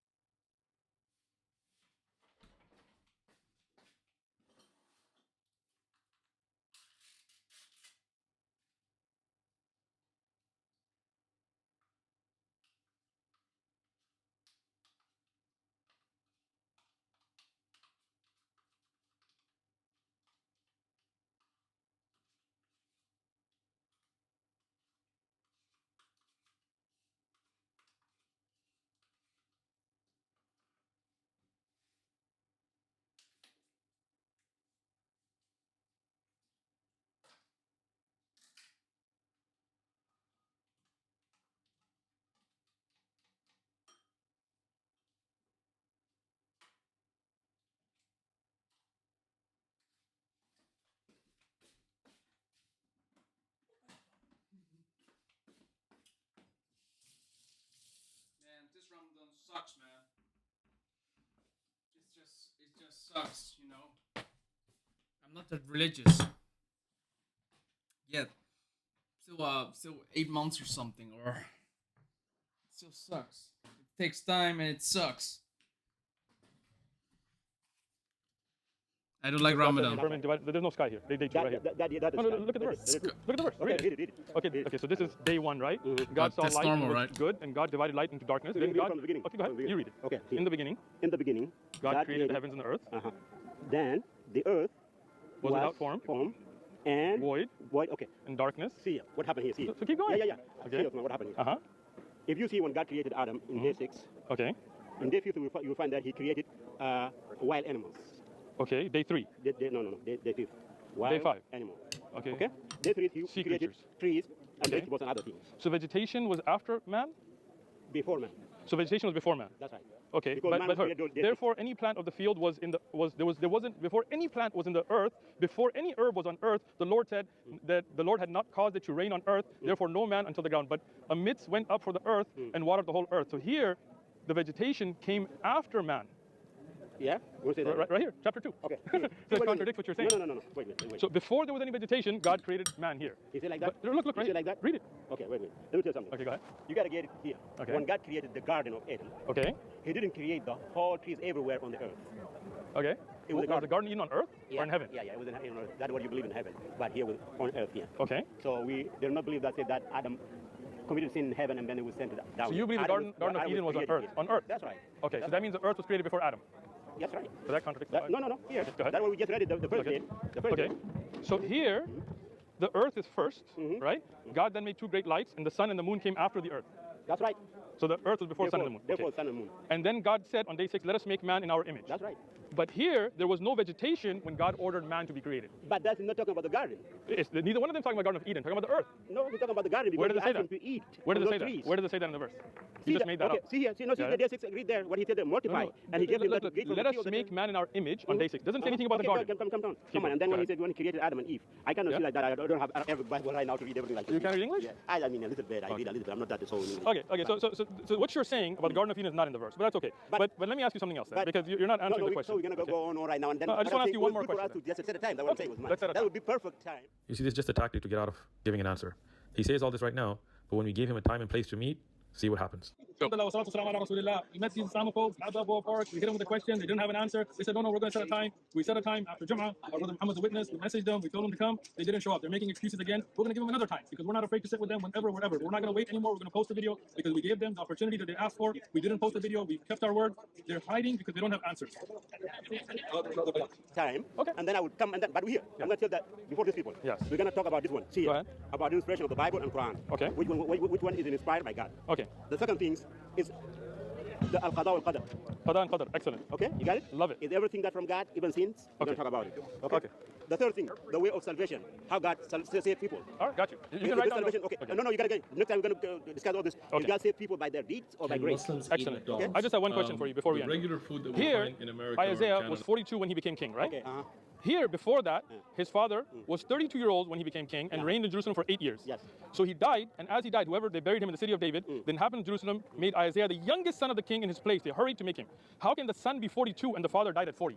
Okay, Osman. Yes. I think they were. Look, I know that. Tom. Don't answer that. He doesn't want him to speak. Go ahead. You speak. Let me Okay, finish. go ahead. You are talking to me. Okay, go ahead. Go ahead. See, Osman. Yes. I think we agree on something that right now, and you're still going ahead. I just say we're going to talk about the inspiration of the Bible and the Quran. I agreed with you. When But I asked you, I'm just going to ask you one question. If we're going to talk about it right now, if we're going to talk about it right now, no, wait. If we're going to talk about it right now, Okay. that means we're talking about the inspiration of the Bible. No, it is. No, it's not. It is about it. You're yelling. Calm down. Okay. All I'm asking you is how can a father die at 40 and the son be 42? That I'm saying. But you don't have an answer. Okay, let me say. You see it like a contradiction. That's right. Yes, I do. It's still. Okay, wait. Don't let me I know both of them can't give a single answer about a simple question about the Bible. And when we asked them to meet at a certain place, they flaked out. They didn't show up. Then we asked them. So, yes, you are a non-Muslim, you said. Yeah, I'm a non-Muslim. Okay, perfect. So what can I do for you? Well, I would call myself an agnostic atheist in that I don't see any reason to think any God exists. And I was told to come to you for a discussion. So I'm curious to see what you would have to contribute to my worldview. Okay, so I don't know who's told you because you said I was told. I'm sure like that person is not like somebody. Yeah, like I'm on TikTok every day, and I discuss religion a lot with Christians and Muslims mostly, actually. And they told me to come to you for some insights. So I'm curious to see why you would think that I should believe a God exists. Well, that is the misconception that you're coming with. You're basically coming with what other people told you, and then you assume that I'm of the same position, which makes no sense. You gotta ask me like my position first. So let me say my position clearly. As a Muslim, Allah tells us to deliver the message. What is delivering the message? Delivering the message is like giving someone, for example, a piece of paper that with information written on it, and the person reads it, or telling him certain types of information. Our job is not to convince anyone. Everyone will die one day, and everyone will be held accountable for how they live their life. That is a fact from our worldview. If they accept Islam, it's for their own benefit. And if Sure, they don't you're accept Islam, inspired to spread the message, but it's not like you have to convert as many people as possible. I understand that. yeah, not only that, I don't need to convince anyone. That is the most important part I want to make, because you're coming from that angle in a way. Oh, can you offer me? So I'm not like a salesman. Like I'm not coming, for example, with like, oh, please buy this pair. Like, would you like if you got questions? No, I understand that. Yeah. Like, it's just that my position is that I just don't see any reason why I would think a God exists. So I was wondering if you could tell me why you think God exists, so that maybe I can come around to your worldview. Okay, so you see, that's a very like it's a beautiful way of asking a question. If you ask the question, I would say it like that's okay. For example, yes. Okay, if you do accept that if something has a beginning, has a starting point, and it is not a conscious being that makes decisions, nor does it make choices on its own and has a will, like for example, rocks or buildings or the universe, whatever, it's matter. It does not have a will or conscious or agency. Now, if something does not have a will, consciousness, or agency, and there is an effect taking place, then by definition, that would require a cause. So my question to you will be, what is the cause that caused the Big Bang first to be compressed into a singularity? Where did energy and matter come from? What caused it to compress into a singularity? And how did it expand in the exact precise way that it expanded to allow the universe to exist, number one, and two, to allow life to exist? How did that happen? I think, well, I don't know how that happened, and I don't really need an explanation for how that happened to reject the God claim. Because the God claim is the claim of an explanation, and if you can't support that explanation with adequate evidence, then I see no reason to accept that explanation and still remain agnostic about how the universe actually came to be in its current state. Okay, sure. So the I don't know escape card doesn't work, and I'll tell you why it doesn't work. But before I tell you why the I don't know escape card, which all atheist agnostic use, whenever they are put with a question that is destroying the worldview in a way, because you need to like account for that. And you're asking me about God.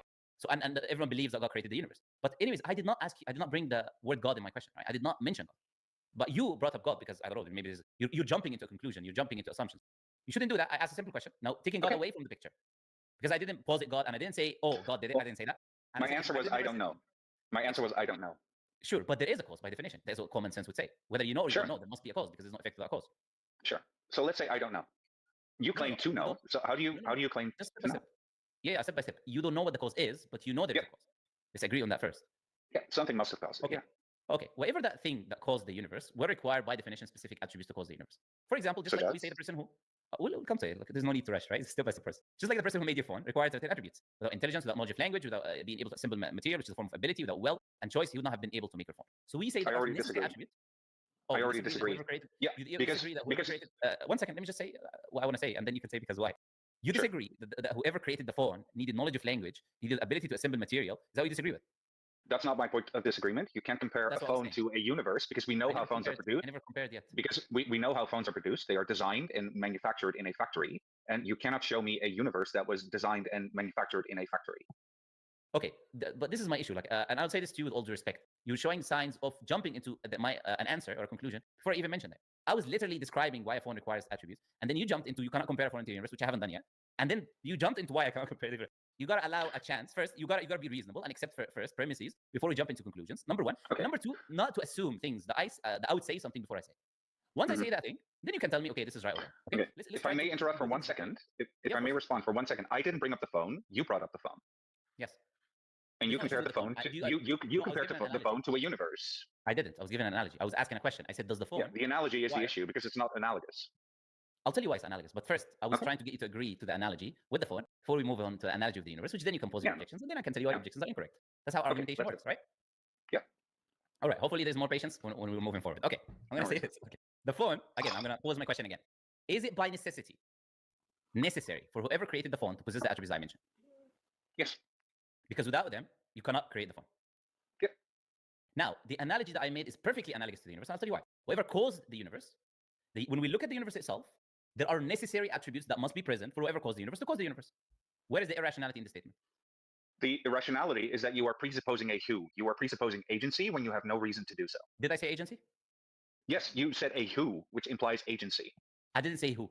I said whatever. Yes, you said whoever created the universe, which implies a who, whatever. Does it not? I said whatever. No, you said whoever. We can rewind the live. You said whoever designed the universe. Would you like to do so? Would you like to do so now and then apologize for attributing something to me that I haven't said? Please rewind. Absolutely. Rewind the video. Whoever caused the universe, when we look at the universe itself, there are necessary attributes that must be present for whoever caused the universe to cause the universe.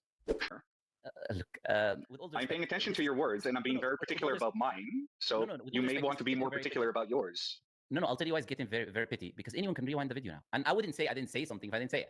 Okay, here, he said whatever. He said whatever. You said whatever. He said whatever. Like, no point of saying people can go and rewind it. I mean, you cannot assume people are fools and attribute to me something I haven't said. And I literally reiterated it twice in my discussion with you. Then hopefully you can be patient and you do not put words in my mouth when I haven't said them. I said them. Then you if I am mistaken, I apologize for my words. So I'll say it again, which is it's fine. I accept your apology, no issues. I'll say it again. I said whatever. Again, I'll say whatever, right? Whatever caused the universe, by definition, requires necessary attributes to cause the universe. Otherwise, it's not rationally possible to create or to bring the universe or to cause the universe. So I'm saying that's perfectly analogous now with the phone, but you took the wrong part of the analogy and applied it. Anything that exists that has a starting point that is caused by something Whatever causes it needs to require necessary attributes to bring it into existence. That's just common sense. Without necessary attributes, you're not going to be able to bring it. Then it'll be something else that caused it. So where's the irrationality or the lack of logic or the because the way you word this, bringing it into existence implies some agency that chooses to bring it into existence, and that is the part of your analogy that I reject. Do you know what is the definition of the word cause, which I've used and you agreed with? You don't know what the cause is, but you know there's a cause. Let's agree on that first. Yeah, something must have caused it. Okay. Yeah, cause as English in. is your first language, I'm assuming, right? English is not my first language. No, it's not. Right? No, I'm It's not Dutch. my first- Okay, so it's not both of our first language. But yeah. Do you know what the word cause means? Yes. Clearly, you are fluent in English. You know, and Dutch people are very fluent in English. So what does the word? Apparently so. What does the word cause mean? To instigate, or to bring about, or to bring about. Okay, so to bring about something, which is what I was saying, to bring about the universe, and then a second later you say I disagree because that implies agency. Yes, Cause because that definition. implies some agency. Did you agree with that there must be something that causes the universe because common sense necessitates that if there's an effect, there is a cause? If there's a universe, then by definition, it needs to be brought about by something. And you cannot bring about something without making a decision to bring about something, which necessitates a choice. No, because that would imply that cause and effect always necessitates some kind of agency, and that is the part of your analogy that I disagree with. I didn't say that. Because something can have an effect on something else without some agency being involved, like a rock falling down a hill and hitting another rock. Like that did not involve any agency on the rock's part to cause the other rock to fall as well. That's a straw man because we're talking about the first thing in this case, which is the universe, and that cannot happen. Okay. If you talk about rock, which can be, wait. Allow me to finish. I'm saying, like I allowed you to finish. I'm just asking for clarification. But I have to get clarification. I need to finish my sentence first. Okay, so it's very like there's no issues. There's no need to get agitated. It's just you allowed to speak. I'm not agitated. I'm only interrupting for clarification. That's all. Sure. If there is a rock that is moving, that is a consequence of a long chain of events taking place that require the choice and agency in the beginning. Now, if I ask about the first thing, in this case, which is the universe, then by necessity that cannot happen without choice because there is no line of different cause and effects before it that can cause that point to take place. So if we're talking about the universe, which is the first thing, your analogy fails, and that's why, as I said, it's a straw man. Now with the universe, which is the beginning of everything, the beginning of existence as we know it, that by definition would require a choice to take place. I disagree. I don't think you've shown that this requires an active choice. We could just presuppose that it is due to some natural process that caused the universe to expand. Natural by definition. And like now you're interrupting me. So just let me finish my point. Like, if I say, okay, it must. So thank you for coming, Martin. The reason really, you're choosing to end the conversation? Yes, I am 100%. I'm saying is strawman my arguments or basic common sense, which if I stop 100 people in the street would agree to, you would disagree with. So what ends up happening is I would end up spending minutes of my time that are very valuable to me, and I hope your time is valuable to you. And I would like to use that with something more valuable, meaning something who's more sincere and more willing to engage with rational discourse back and forth. So thank you for coming, Martin. The reason really, you're choosing to end the conversation? Yes, I am 100%. It's my choice. It's my channel. I can do it. All right, it's your life, man. It's your choice. So why I believe there is, I'm going to finish with that, responding to your question, why I am of the position that there is a creator is because things do not come into existence out of nowhere. If something is there and has a starting point, then it requires a cause because there's an effect taking place. Energy do not come to existence by themselves. They would require a cause to bring them into existence. They do not expand or compress into a singularity by themselves. They do not do that in very precise measurements that result in very fine detailed laws, like the laws of physics, gravity, electromagnetic waves, etc. They also, most certainly, they do not end up having fine tuning, which allows life to exist. And there's a very interesting book for you to read. A very interesting book, which is no, but you can't go to fine tuning. You can't go to fine tuning because interrupting each other. It's by Martin Rees. It's called Six Numbers. You can no, because you're about to throw me out, and I can't respond to what you're saying. So you can only point to fine tuning in the sense that you only look at things that you think are fine tuned. It's not about responding because there's no longer a discussion. I told you already why I'm ending the discussion. I was just responding. All right, man. Then I'm ending the discussion before you get a chance. Sure. Thank you very much. No problem. We're both in the discussion with themselves. They would require a cause to bring them into existence. They don't. Yeah. What a Looney Tune.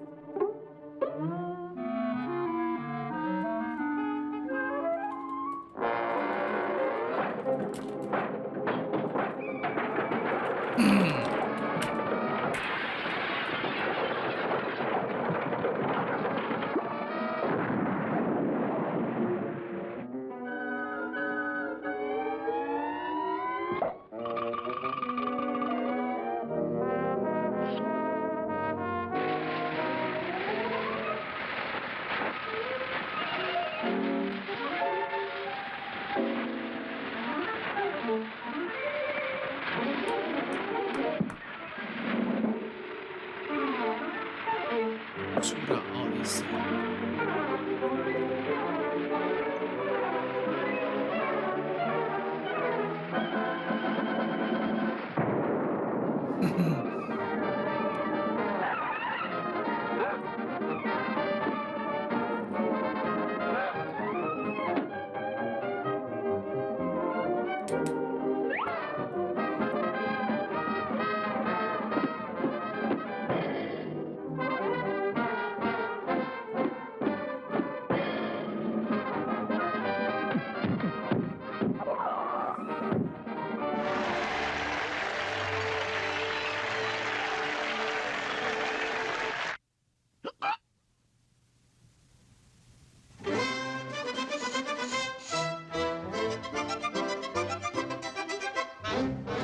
Largo appacato della città, largo. La la la la la la la la la. Presto bottega che belleggia, presto. La la la la la la la la la. Oh, che bel vivere, che bel piacere, che bel piacere. Per un barbiere di qualità, di qualità. Oh, bravo Figaro, bravo, bravissimo, bravo! La la la la la la la la la la! Fortunatissimo per verità, bravo!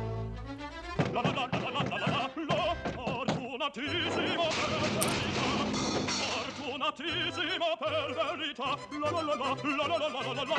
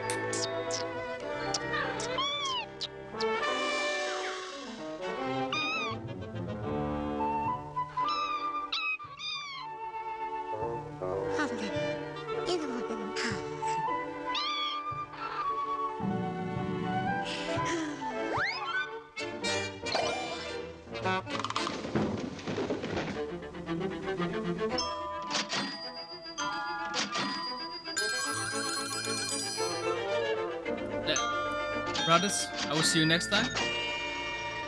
I think this is better. That's some dumb yeah, thank you. Headmaster.